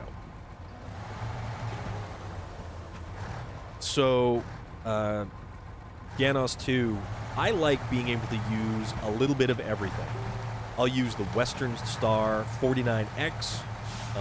As you saw, we were using the white Western Star with the crane attachment to kind of fix our little boo-boo. But I want to use stuff that isn't inherently the best thing that you can use for a task. Because if you're using the Zix 605R for basically everything,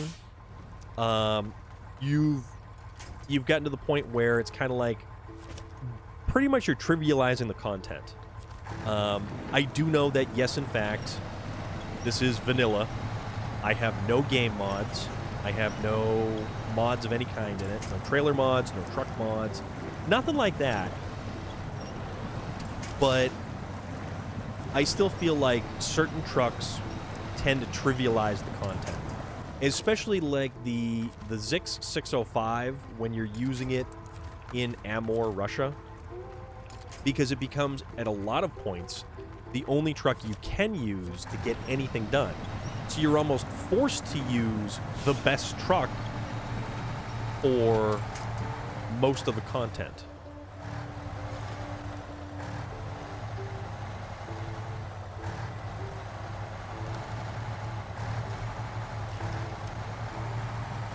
Now, this is absolutely not the right... This is definitely not the right truck to do the task we are doing. I was almost going to use the Chevrolet Kodiak, the C70. But the only issue I had with the C70, which would have made it even more difficult, was, say we're going up this slight incline right here, and even though you can see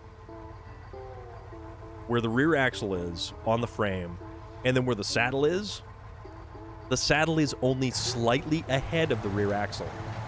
If we used a low saddle on the Chevy C70, they actually position the low saddle behind the rear axle. And the C70 has such a long frame that it acts as a giant lever, and the front of the C70 actually comes up off the ground often. And you really don't want to be doing that. So there is our twin steer. I use the Westie for looking beyond the horizon, a cargo container in the bed, and pulling a trailer with metal beams and 2 service parts, and it looks aged. That's awesome.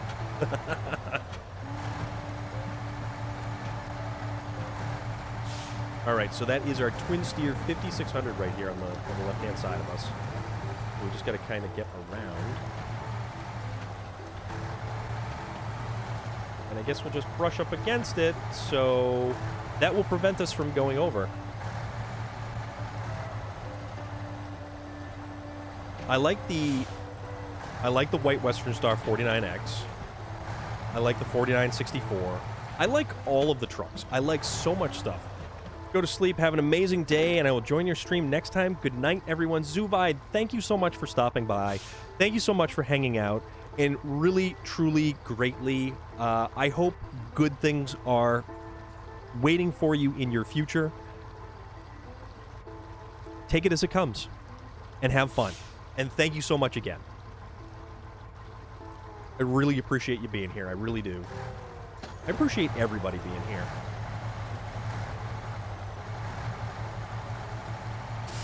Because it's a good time. Kyle Edward Gaming. Heyo, I get some good news. I found a laptop that will fit my needs after I sell my desktop. Duvide, thank you. You two, awesome. So what are your plans going forward there, Kyle Edward Gaming? So I want to go... I think I want to go... Do we want to go this way? I mean, might as well. Because then I can kind of... Yeah, I mean, I suppose I can do this. Go to here. And proceed down this direction.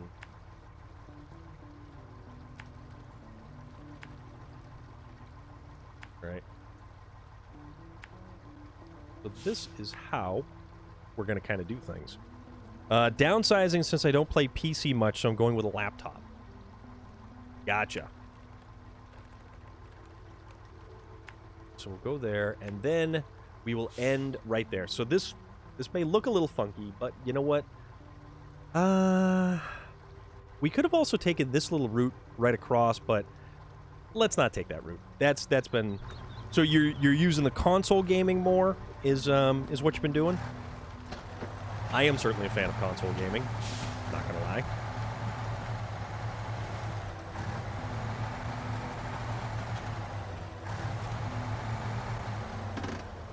What was that VT Outlaw? So Storm, would you drive a train if I told you it was built by a division of GM? I don't know if I would drive a train because you're only able to go faster and slower. Your route is not planned, your destination is already set, and there is no deviation from the course. So that is the only thing that I would kind of consider would be weird. Nope. And that would be being a conductor. Well, maybe unless I get to wear the hat. If I get to wear the train engineer's hat, maybe I would consider being a, train engineer. Uh-oh.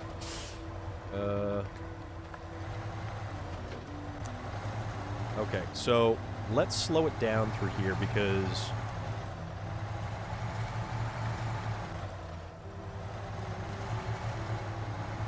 No.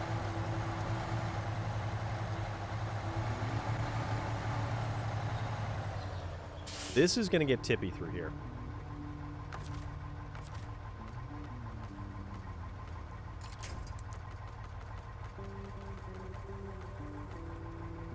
So let's make it so that we're not going to fall over. Also, oddly enough, speaking of weird vehicles by General Motors, is anyone familiar with the General Motors Futureliner vehicles ever were?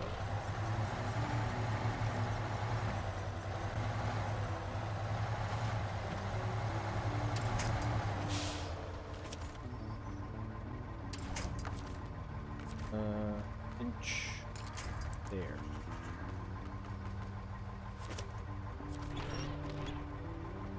That's on the tree. Let's keep on moving forward.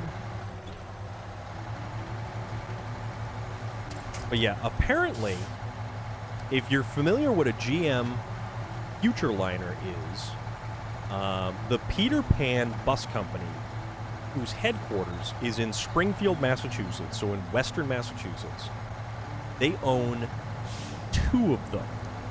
One of them they rent out to functions, so you can actually rent it and have it show up. And there's a guy who both drives and maintains that particular GM Futureliner. They also have another one, which is behind one of their garages, and unfortunately, it's more of just a parts vehicle because there's really nothing super usable and left to it.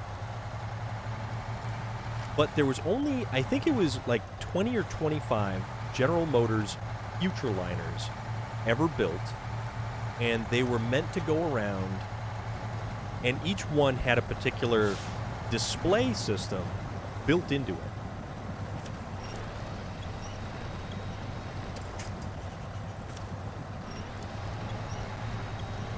Come on now. So they're super ultra rare, and if you ever actually found one, it's worth a lot of money. A lot of money. Run. Well, that's unfortunate. So, back to the White Western Star we go.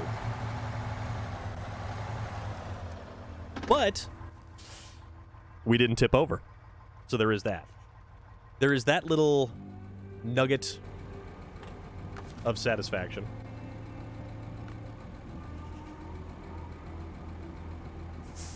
GM train.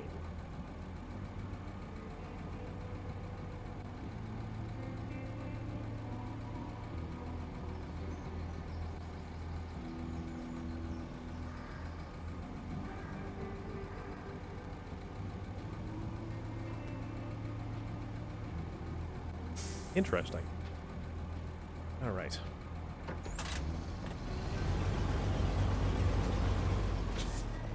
Get this White Western Star over there, and let's pick up our mess one more time.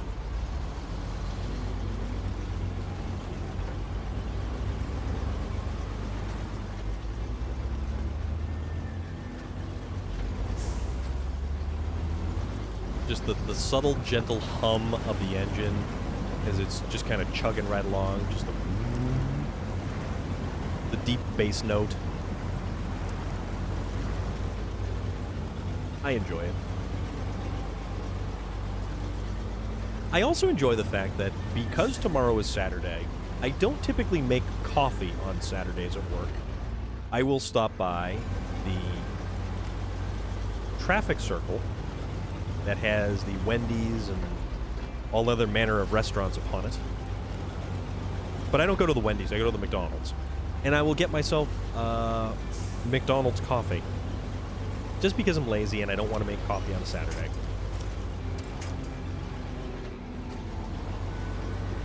There we go.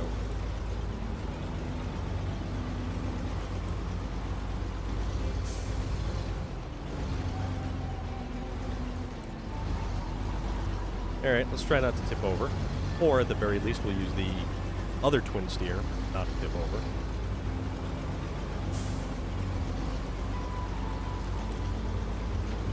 But yeah, we'll actually be able to use this truck again when we load up the giant pipes and we get those things ready to put into the trailer, which maybe we'll bring over a different truck as opposed to the Zix.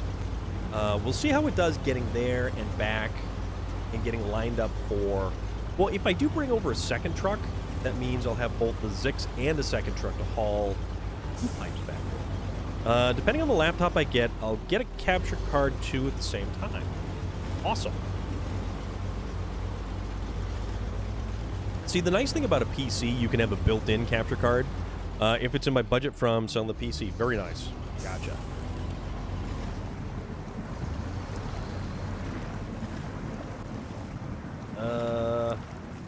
Well, I do believe we've bottomed out.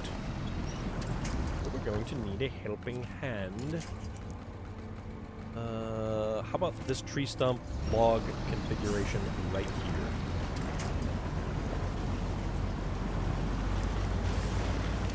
Yeah, the only downside is this truck does not have a ton of ground clearance. Although it's got like 47-inch tires on it, so there is that.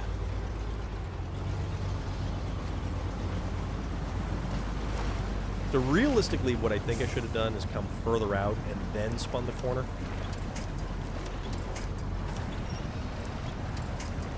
Nope. There we go. McDonald's coffee, you mean the good old black coffee. Well, I have I do a little bit of cream, a little bit of sugar, so it's their McCafe. And if I wanted to, I could get fancy and put like a, iced coffee with like the chocolate sauce and was it a mocha latte or something weird like that. Whoa, buddy. Where are you going?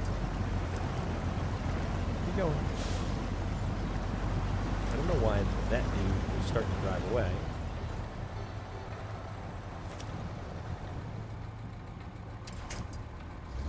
Very strange. Very strange. Okay, so I will be heading to bed now. Have a great stream and evening, Storm and chat. Rumbada, thank you again. Thank you so much again for the raid right out of the gate. I wasn't even going. I was still shoveling a lot of these things in my face. And then you hit me with a raid, and you brought along a wild relic, which is even better. Because at least somebody found him, and he wasn't bounding about, doing some weird stuff.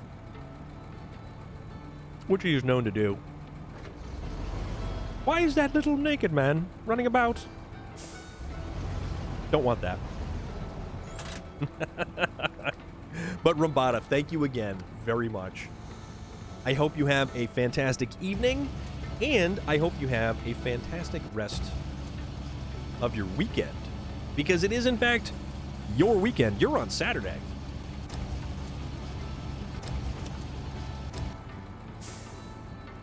Sounds good. Could use a cuppa right now.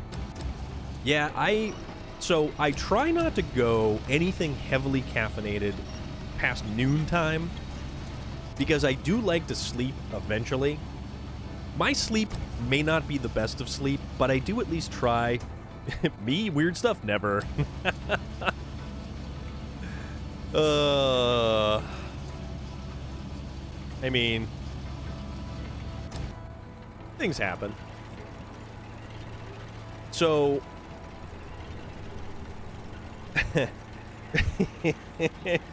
weird things do happen. I wonder also, betraying Rico, I do wonder how our good friend Puma is making out right now. So I don't know if he was supposed to work today. I don't know if he had the day off. It was just very interesting all around.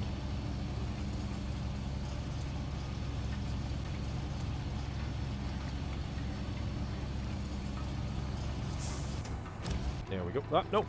Nope. Thank you, you too. Take care, Relic. Thank you as well. Take care. Yeah, Rabada, be awesome. Be awesome. All right, let's, there we go. He had a wild one. So I didn't get to see exactly what happened last night. All I saw was the aftermath. When I got to work, of all places, after his sleep stream. Yeah, I have no idea what happened after the sleep stream. I certainly hope that he's doing okay, or if he just... I don't know. That was something. That was something else completely.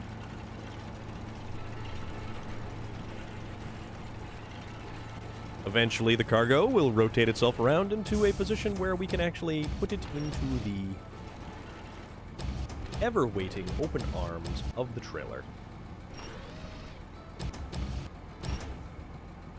Yes, welcome to the sleep stream. There we go.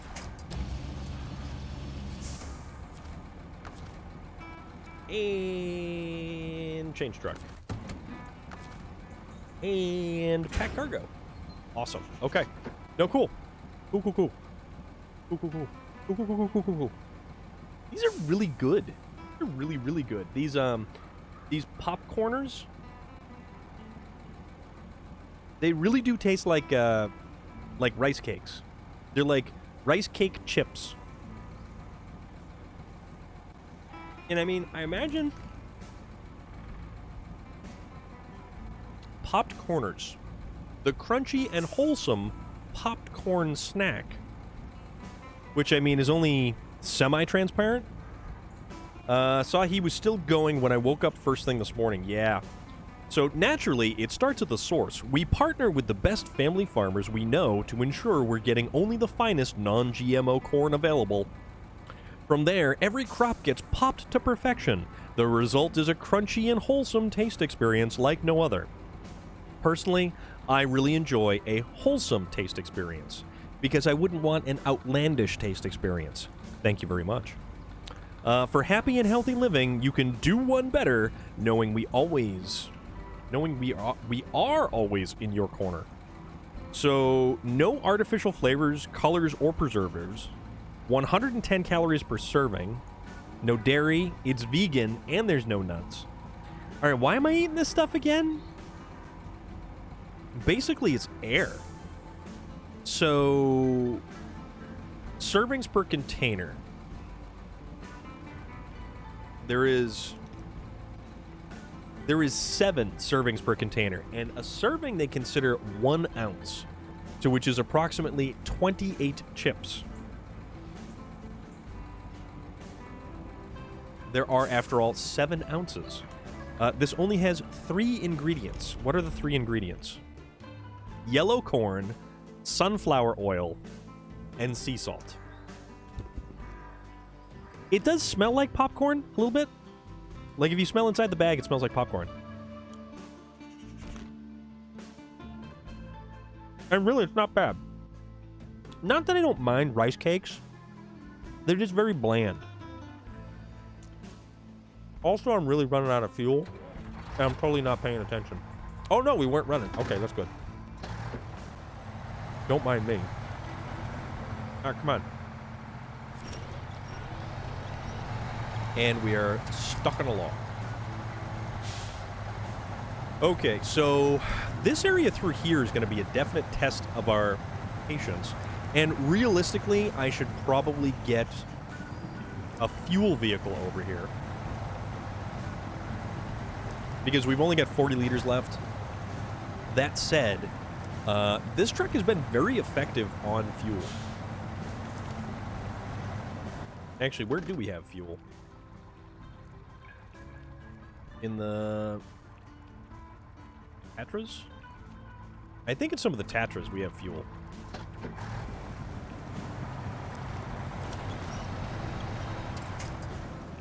Oh, poo. That was unfortunate. We didn't make it that far, did we? This is a very bad angle. This thing is a very, very bad angle for tipping and losing the cargo. So, Let's see.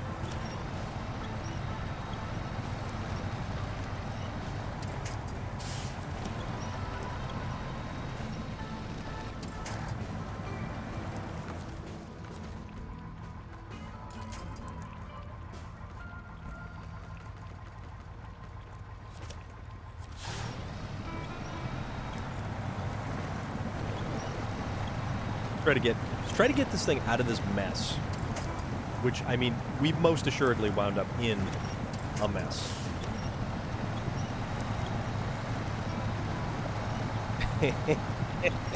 And by mess, I mean, oh boy, we've totally made the wrong choices. I believe Puma would consider this poor life decisions, potentially.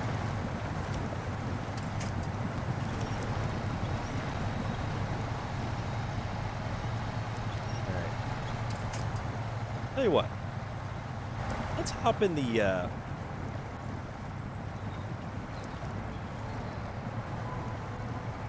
hop on the driver's seat here.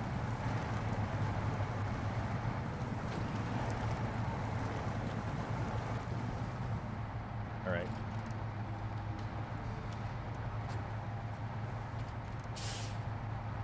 Okay.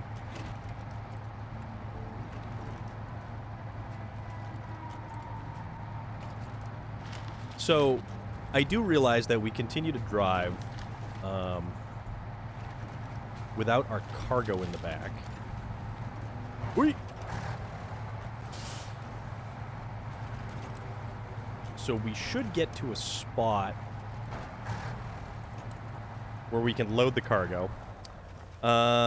It's an interesting catch-22 in this kind of freight through the woods. You want low center of gravity, at the same time you want high clearance. Those two are opposed concepts without having just a super wide truck. Yes, exactly.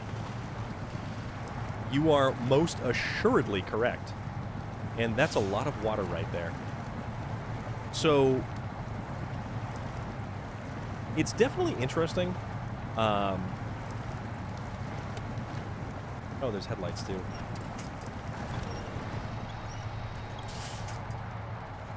I mean, it's unfortunate that we lost the cargo out of the back, but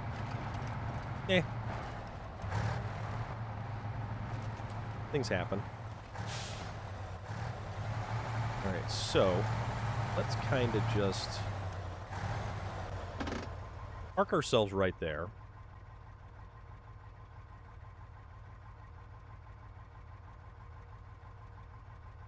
So we don't have anything with a flatbed that's over there. We are going to need fuel. But for the moment, let's take the White Western Star. Or the crane. Fire this bad boy up. Get over there. Actually, yeah, let's get over there. Let's grab our cargo. Because we've not gone very far. Actually, where's that Voron? So that Voron is right there. Potentially, I could kind of loop back up around here. You know what? You know what? Come on. We might have to save ourselves from ourselves. we might have to use discretionary measures.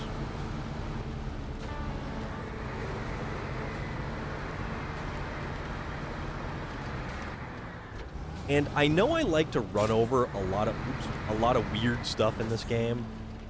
However, I am not running over whatever that graveyard is right there, because that is creepy over there. I'm not going to go there.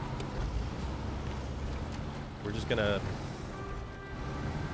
casually make our way away from the graveyard.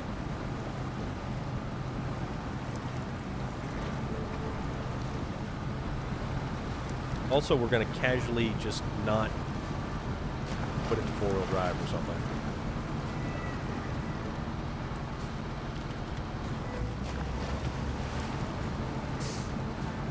So, potentially, I could put...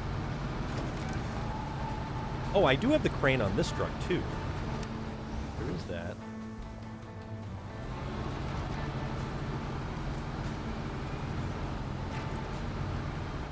Maybe that unlocks some sort of ghost train. Has anybody ever seen the ghost train in Red Dead Redemption 2? So all of our cargo's right there. So if we go across here, we're in better shape. So we need to kind of bear to the left. I've heard of and I've seen pictures of online of the ghost train, but I've never. IS Tundra, yes, you have. I've only seen pictures of it. I've never actually seen the ghost train at night. And you can't get on the ghost train, although I believe the ghost train is it capable of running you over? I can't remember. There's certain weird specifics about the ghost train. I finished the game, never seen it. Red Dead Redemption 2 online or regular single player. I think it's just regular single player that it actually makes an appearance in. But I know of it, yet I've never really seen it. And apparently, Red Dead Redemption 2 has more Easter eggs and weird stuff than I even knew about. I was watching some videos, and I kind of let it autoplay. And then they got into some mysteries of Red Dead Redemption 2. And it was really bizarre stuff. Like, really weird, bizarre stuff. Like, whoever the woman in the window, or the woman who was locked in the privy, in the outhouse. Just a lot of really bizarre stuff.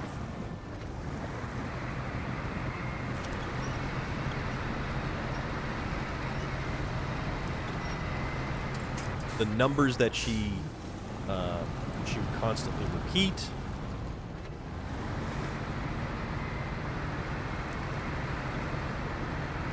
So, what we're going to do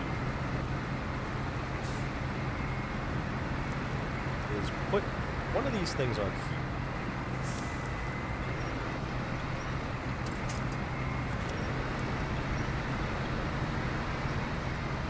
Nope.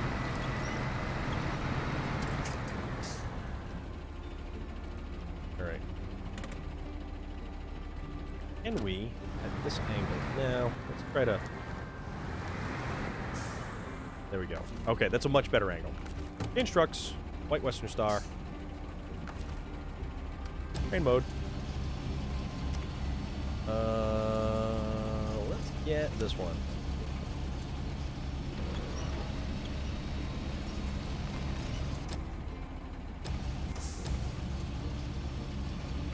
Yeah, but there's apparently a lot more mysteries in that game than are actually in the game proper.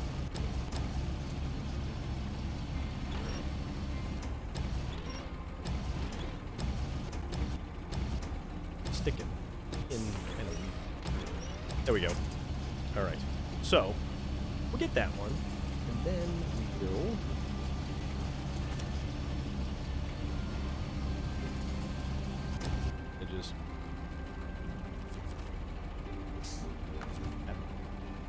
Change trucks. Blah, blah, blah, blah, blah. Winch. Blah, blah, blah, blah, blah. Release.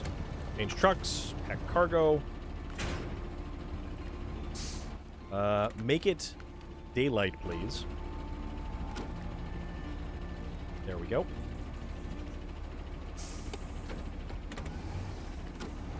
All right.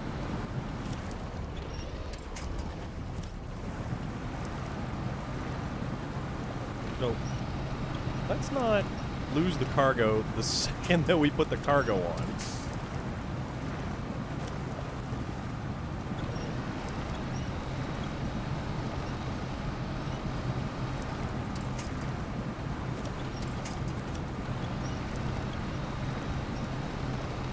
There we go. All right. A little bit better. A little better. A little better. Yeah, Voron Grad. Way better truck. Granted, I'm not actually hauling a semi-trailer with 5 slots, so there's that.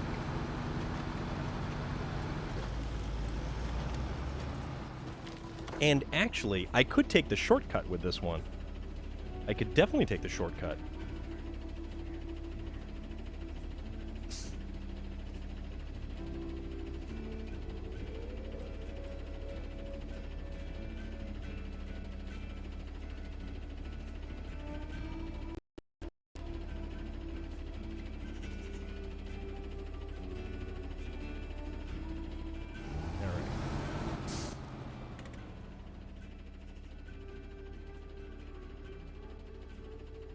So, yeah, because I could come up around here and then just kind of boot, scoot, boogie right across. I like it. Big money, big prizes. I love it. Bet you don't know what game that's from. Or do you?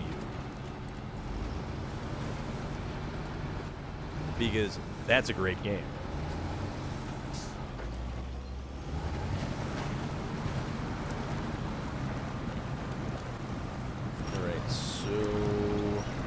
Across.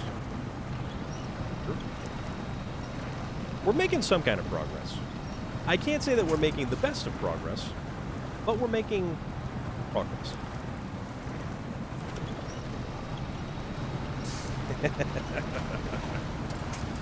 Oh, it's good.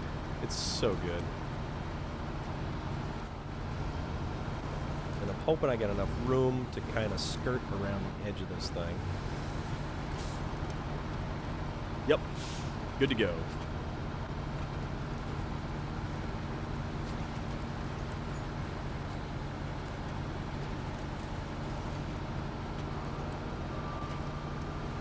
And there are those pipes that I'm going to have to transport back. Yeah.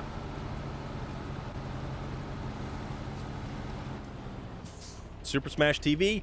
Yes. 100% correct. That was a fun game. The boss fights on that game, the crazy 2-player co-op action. That's a fantastic game. And you guys basically just answering both at the same time. We go this way. This way? Yeah. This way. This way. We'll go this way. Alright. Through this mud, these mud holes, these mud pits, everything else.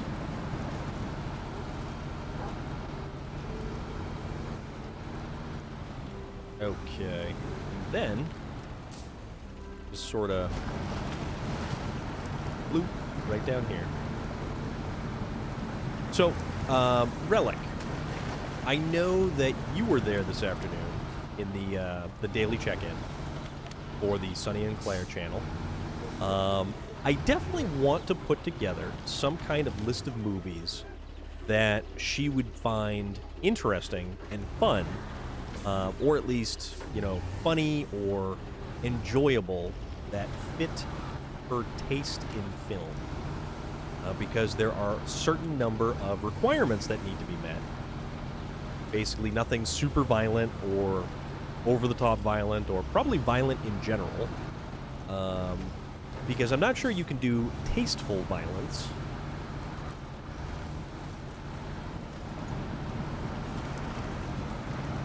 You know, I almost could have done a better job with the twin steer, I think. Maybe we will try the twin steer. Wait a minute.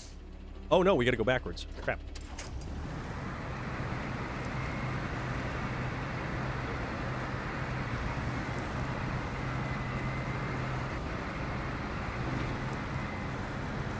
There we go.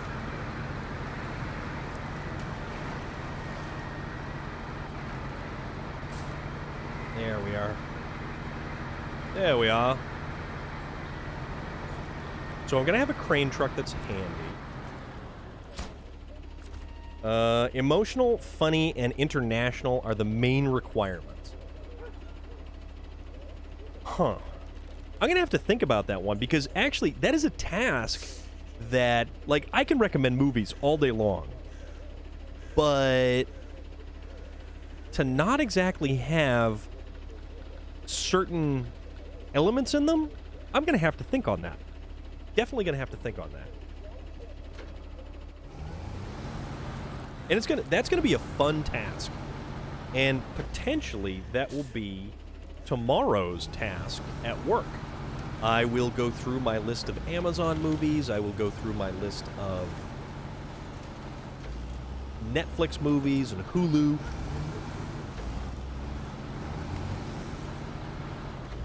I think she generally would enjoy Psych, because it's a very lighthearted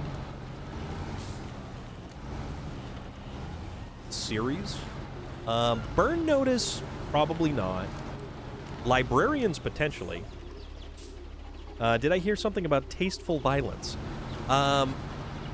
Well, in terms of, like, media,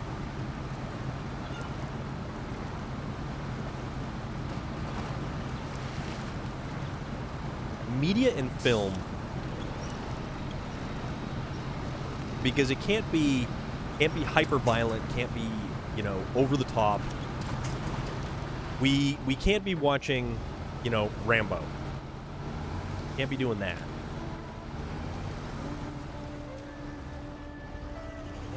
Psych is one of those series where it's intelligent, it's thoughtful, it's silly at a lot of times, but it has two of the absolute best characters in television that I truly don't think you get much better than Sean and Gus, or two characters together who have such a on-screen chemistry.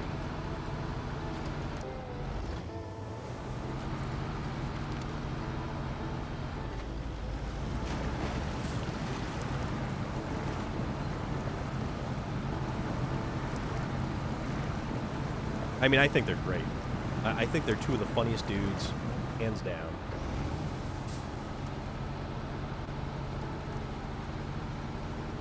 Alright, so we'll go back to the other cargo container. We'll grab the other cargo container from where it is. And then maybe we'll look into fuel, which I should probably consider here.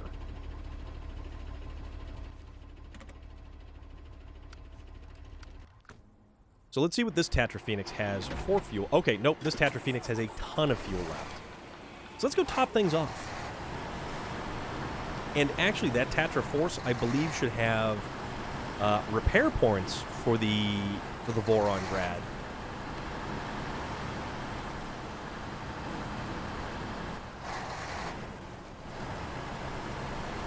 So my three main recommendations for movie series would have been Psych, The Librarians, and Leverage. Leverage, the original one with Timothy Hutton, and then they brought it back and had a 6-episode run, and I think they're following it up with another 6 episodes.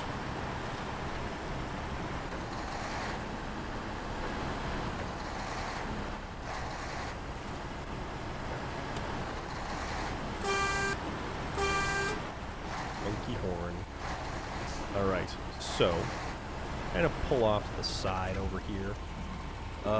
Refuel. Refuel from the Tatra fuel carrier to the Voron Grad. Good to go. Back to the Voron Grad. Do we go left? Yeah, we'll go...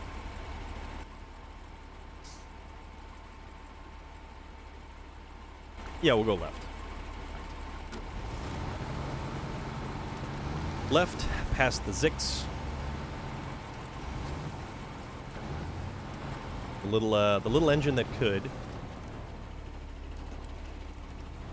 Tried his hardest. Oops. Flipping on those rocks. Don't want to do that. That would be bad form. That is another great movie. Hook with Robin Williams and what was that? What the hell is her name?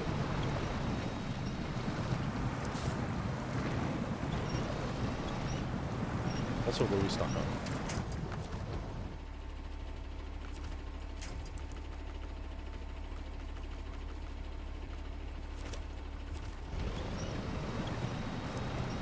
Nope. We were stuck on a rock, as always.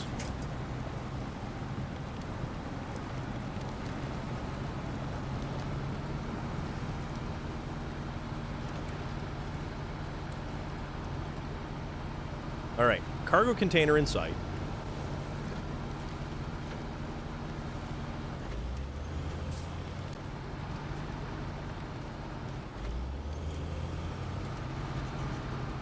Coming right along. Fourth gear.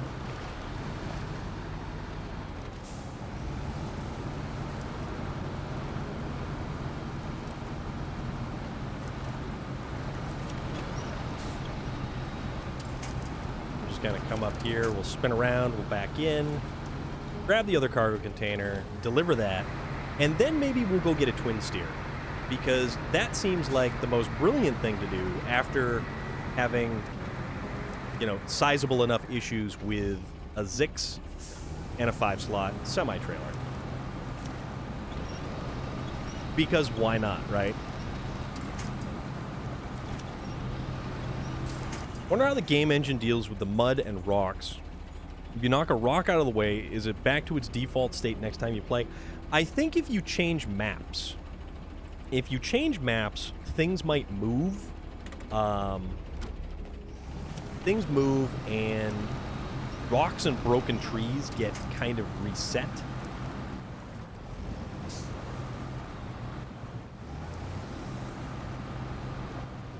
All right, so we'll go there.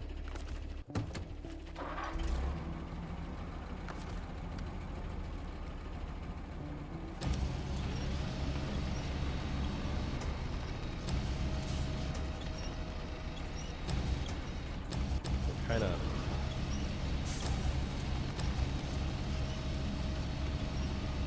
this over here. Tilt it off to the side. Makes sense. Probably. Yeah, I think that's the most logical conclusion that I could potentially make.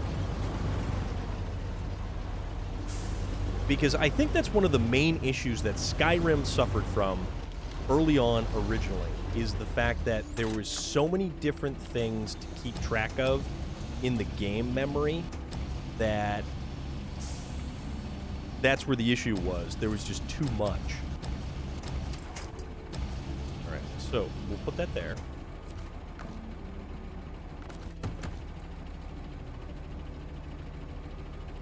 Right, cargo. Perfect. Look at me.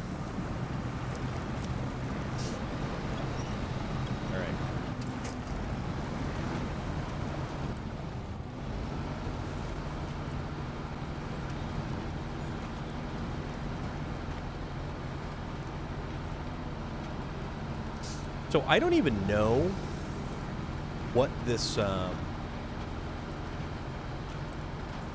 is actually going to open up for us.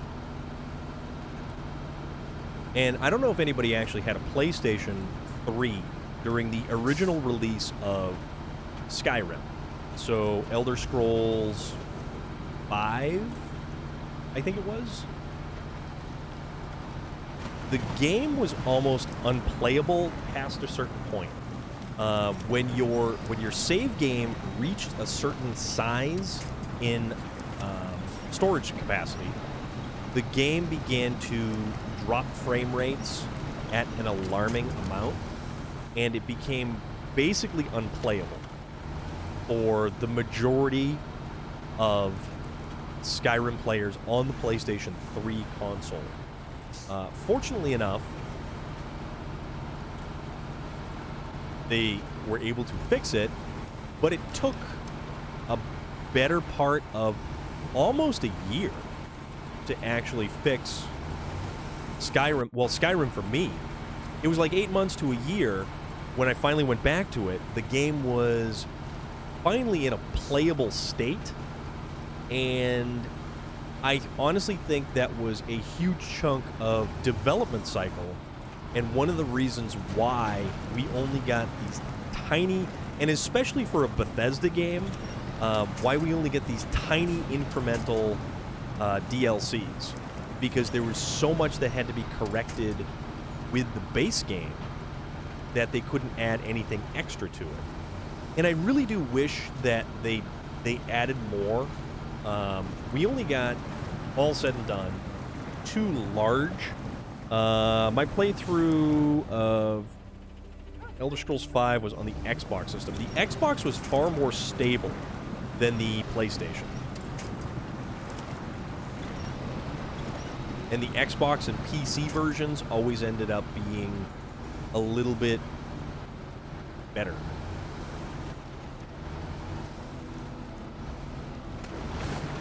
Splash down. We go down to the end of the road, take a right, we don't take a left.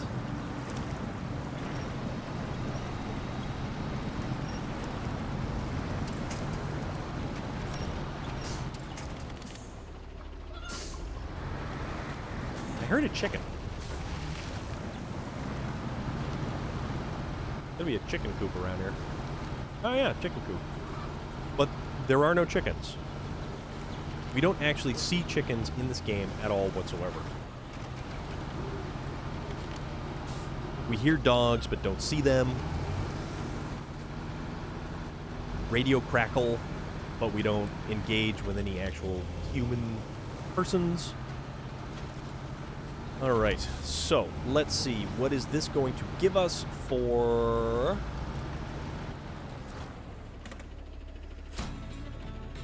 Alright.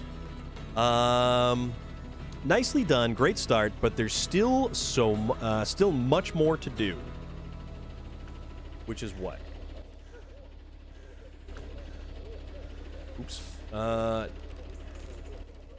Let's see. That was Rostov administration. So, workshop in the forest. Accept. Where's the generator? The generator is... I know where the generator is, but we need to deliver it to the service station, which is here. Actually, that won't be too bad. So, tell you what. What vehicle do we want to use to deliver that generator? It's a very... Yes, it's a very empty world. It's very, very strange. Very, very strange indeed.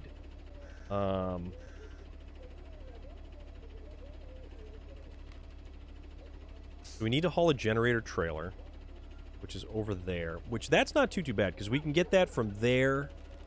Can we get it through the... I don't know if we can get it through the factory. We might... Yeah, we might be able to get it through the factory. So we can get it around...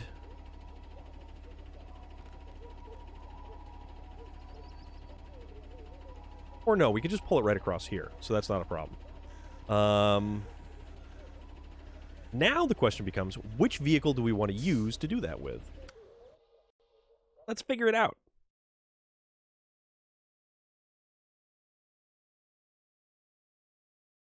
Ugh.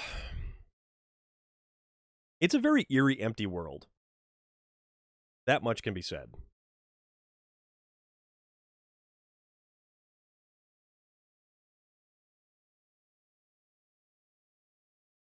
But these are good.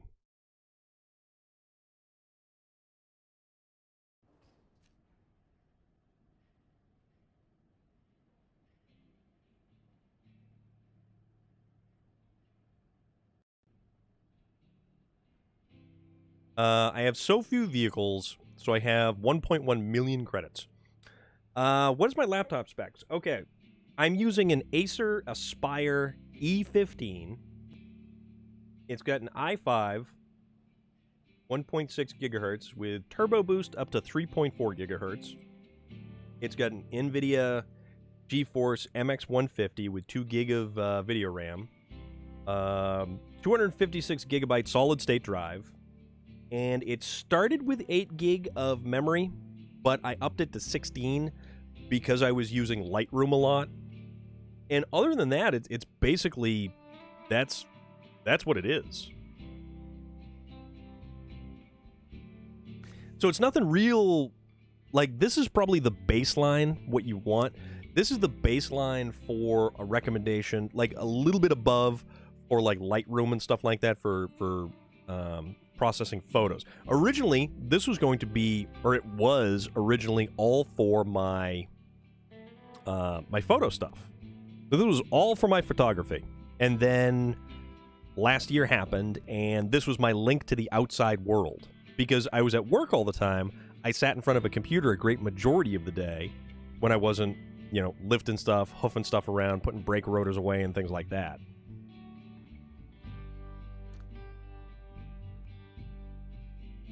So we could bring it over with Tatra Phoenix. We could. But perhaps we simply need the little truck that could.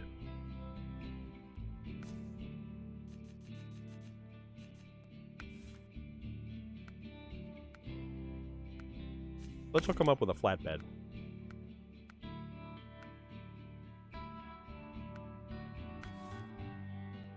See, I just don't like the frame. The frame is misaligned on this thing. I would imagine so. And RAM really isn't that. Here's the thing with RAM though. Make sure the laptop that you're looking at is capable of taking more RAM. I would say 8 gig is bare minimum. 16 is your, like, starting.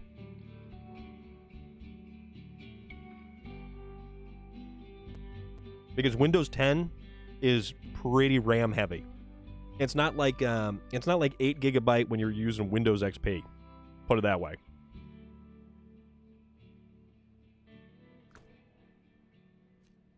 All right, do I want to use a Kodiak?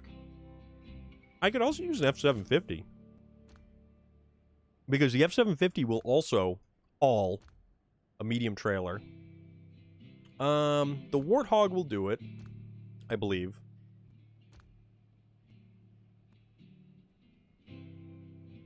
Western Star was alright.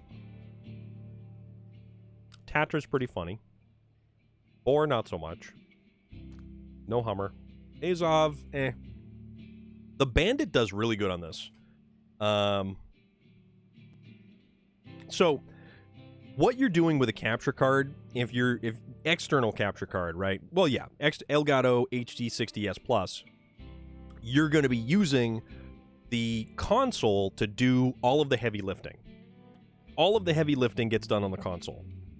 And pretty much, I'm watching my specs right down here.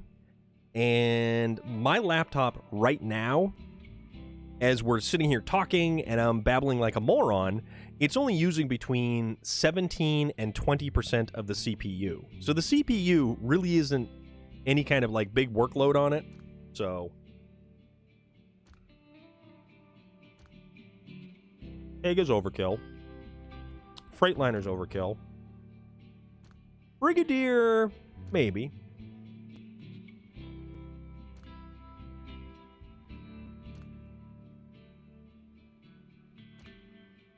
I do like the Derry Longhorn. The ANK MK38, that's an idea. We have 8 gig in the media box that has an APU that we play to the TV in the living room. I think if you're going to be doing more than just watching stuff, yeah, Sylvan Ryan also, yeah. But where Kyle Edward Gaming is going to be using a capture card, basically same setup I'm using. Capture cards over there, PlayStation Pros over there. The USB from the capture card runs right into the laptop, and basically all I'm doing is capturing the signal right here and beaming it up to you guys on Twitch. Well, beaming it to Twitch to where you're connecting from. Definitely going to use the Twin Steer next. We're definitely going to use the Twin Steer because that's going to be a hoot.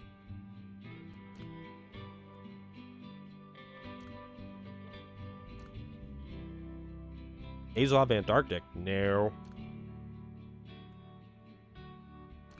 Ford CLT. No. Pew pew. Potentially. Voron 53233. No. Azov. No. The GMC. That's also an idea. That's a pretty fun truck.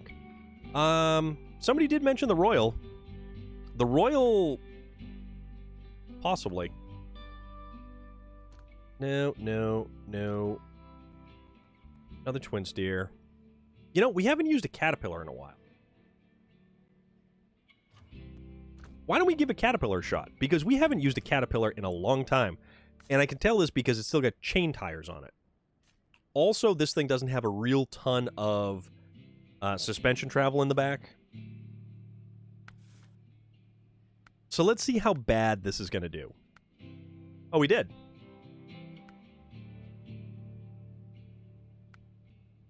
All right.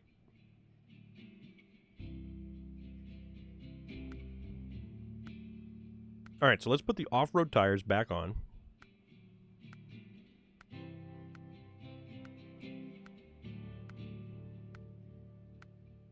All right. So, Relic, I will leave that in the background there.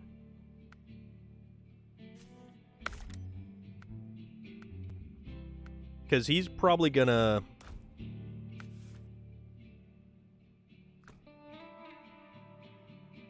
He's probably gonna take a while to go, like, live.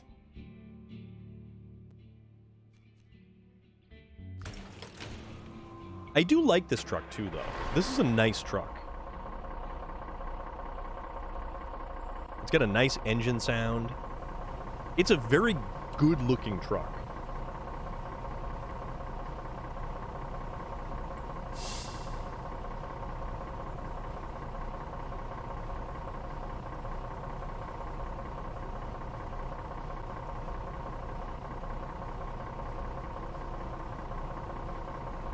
Yeah, exactly, Relic. Exactly. So, let's go get us a generator trailer to start the workshop in the forest.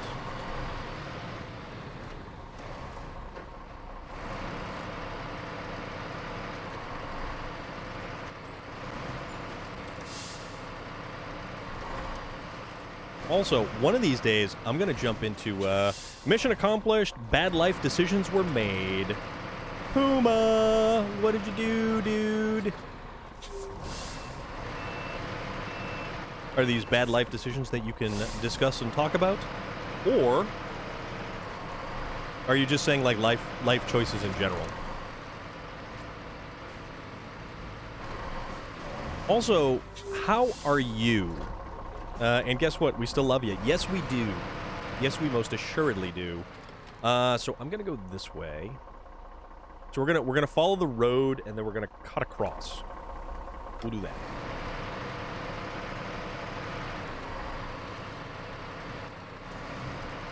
Well, Puma, I am glad that I was there this morning. It was a very interesting morning.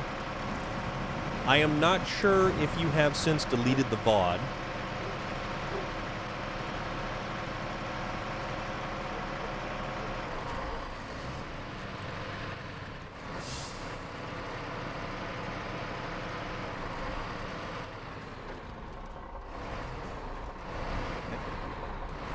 Yep, gone already? Okay. Okay. Just making sure, my friend. Just making sure. Trying to keep your best interests at heart. So we don't gotta get fuel, but we just gotta kind of get up and around here.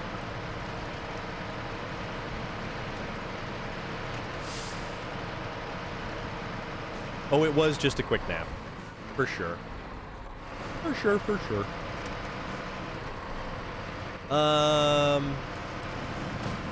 Depends.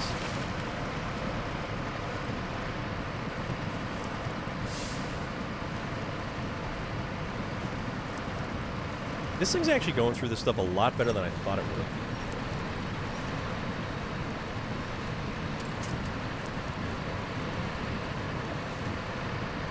No? Didn't do the pukey pukey?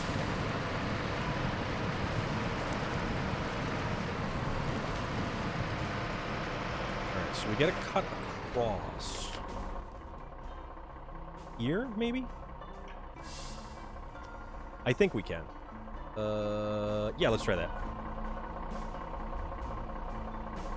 Okay. That is acceptable, Puma. And don't do that if you don't feel like doing that.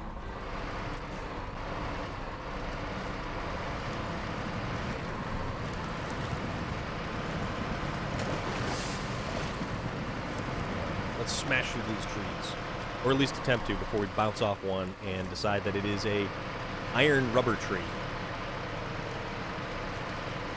Okay.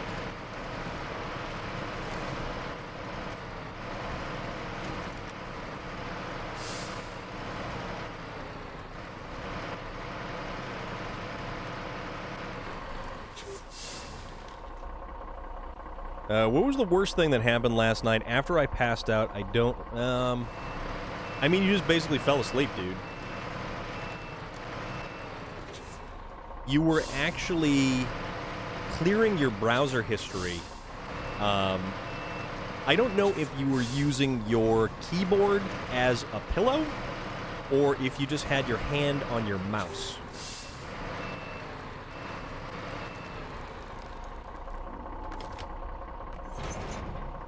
Rella. All right. Crossing. Because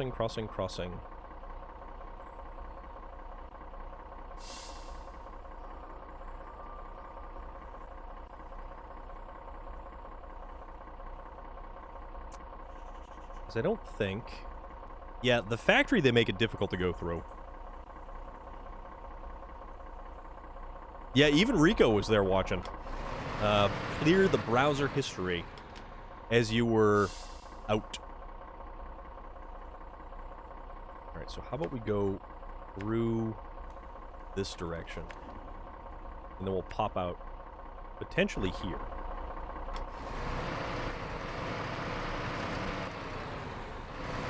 We were all basically there kind of watching, just making sure you were doing okay.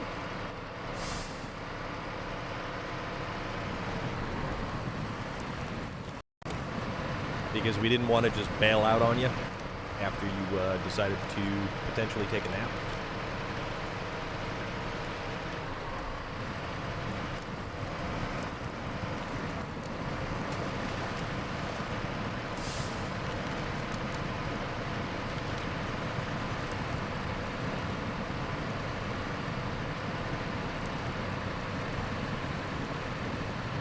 Yeah, but Puma, you do have people who do hang out and who also just want to make sure that just got Yakuza 6.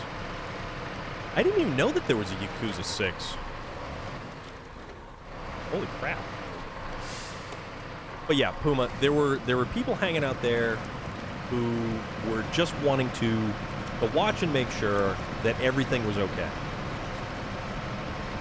Little Miss Savage K. Hello. The Numpty Squad is assembling. Numpty. Hey, you're right good, Numpty. Pip pip cheerio. Hey, how are you? I am good. It is Friday. I think you're on Saturday. Numpty Squad assemble. Yes, somewhat. Okay. All the numpties lined up in a row. Duck, duck, numpty. Is that a game you English types play? You don't play Duck, Duck, Goose. You play Duck, Duck, Numpty. Is that a thing? I'm not sure. I'm just asking.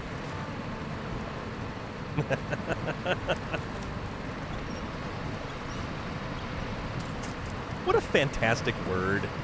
This is a brilliant word.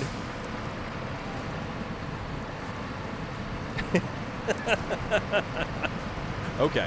Also, what is nice is this truck is ridiculously fuel efficient. Probably never drinking again after last night. Was that some of the repercussions? Were external forces at play?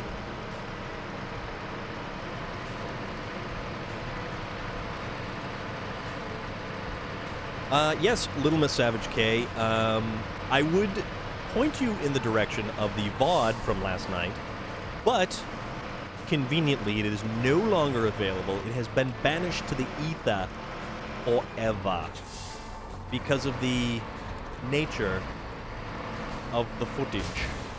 Oh, crap! We just popped a tire.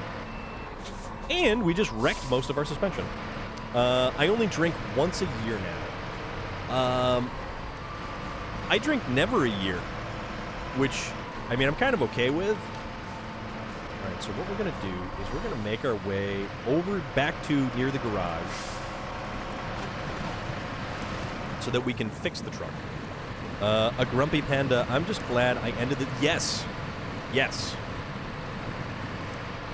So we were there, and it was one of those situations where he got up, but we were all like, okay, but the stream is still going. So, yeah, I was very curious as to what was going to happen. The game so violently jams cargo into your truck or trailer. Yeah, it does. It is not gentle how it handles cargo or cargo loading. Also, it is not gentle when you barely graze up against a Jersey barrier or another obstruction. So we've got this pleasantly flat tire right there. So that's something. Okay, so we're going to park right there.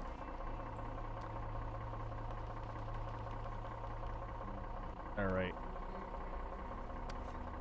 So I think this guy has fuel and repair points. So let's go conveniently placed right here.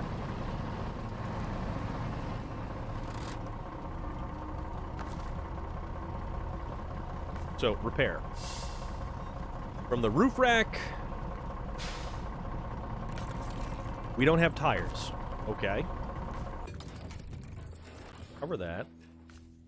Repair truck. Where is my repair truck? Repair truck that has tires.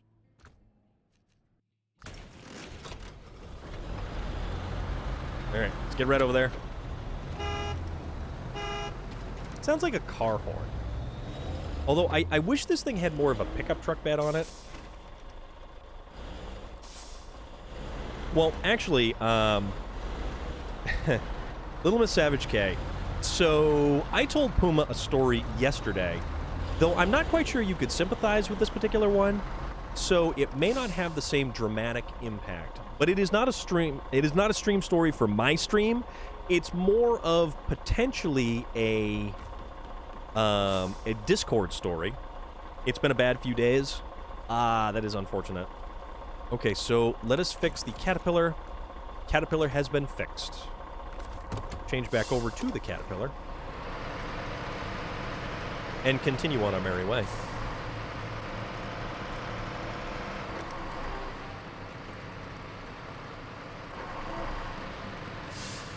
Relic, are you perchance watching Waylon's stream to see when he actually goes live? Yes, a Discord story. I had relayed this story to Puma. It's not exactly the best content for my stream, because it's a little bit more meh.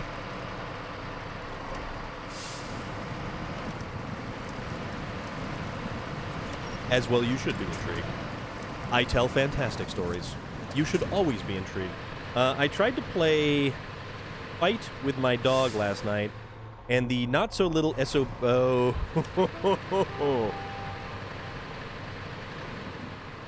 Alright, what are we stuck on?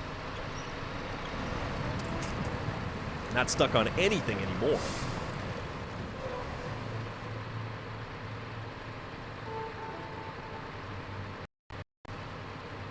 Ooh.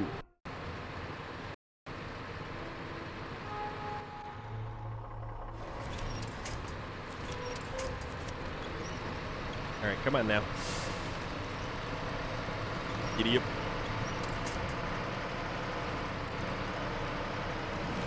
Go.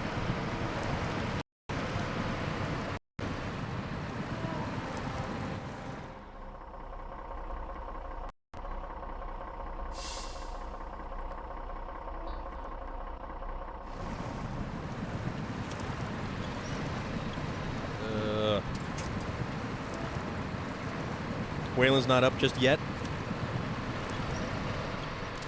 Yeah, so when Waylon, we'll see how far we can make it. We are actually tonight going to raid one Waylon AKC. He's actually going to be playing a multiplayer night. And I know I typically don't do multiplayers, but he's also going to be probably playing, the hell is it? Call of Duty Cold War. So tell you what, VT Outlaw, save that next time. Next time you're up next for guiding the raid. So just remind me next time, and you have preferential choice for the next raid that we do. Just that tonight we're gonna go raid Waylon. Savage Miss K, I believe he is going to try to be doing Cold War, if he remembered to, like, update or anything else that he usually forgets to do. But then again, he's also... he's been home a couple of days, so...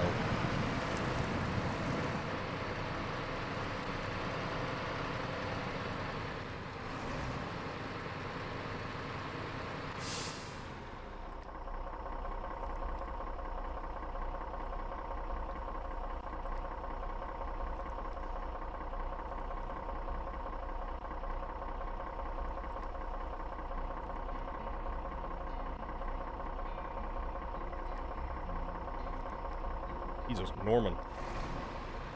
And free from the bonds of a record label. Yeah, so I'm not so sure what's up with that, but I mean, as long as it's beneficial for him, that's true. He's been, yeah, there has been quite a few updates since he has played. All right, come on. I just don't want to keep getting stuck on all of these branches and stuff. But the nice thing about this truck is, these Caterpillars are... I uninstalled Cold War because I was disappointed with how short the campaign was. VT Outlaw, I'm a huge fan of the Outbreak mode for zombies because I can play solo and get very far, or up to 4 players. Didn't even play the campaign. Yes, just played... I haven't even done any of the campaign. Not even remotely interested in the campaign. The whole morally ambiguous, let's side with Reagan and see what kind of shady, shifty dude he really is, doesn't really appeal to me. Because Reagan wasn't exactly the best kind of guy. And... we'll kill some zombies. Zombies are fun.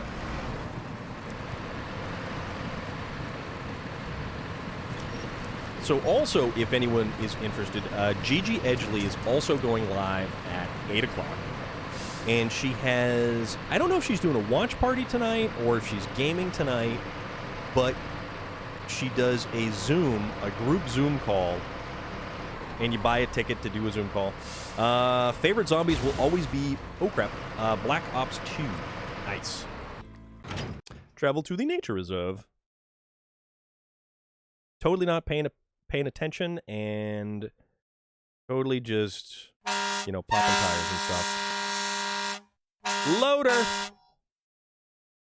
Loader coming in with semi-truck horn. Love Outbreak. Solo is the best, though. I get further on that than with 3 other numpties that don't know how to co-op play. So, Savage Miss K, if you would like to, I know Relic is a fan of the Outbreak mode. I know that, I am a huge fan of the Outbreak mode, and I'm not too shabby at what I do. Yeah, exactly. Exactly. Relic is not wrong. Relic is thoroughly not wrong. Also, I don't know where we gotta go.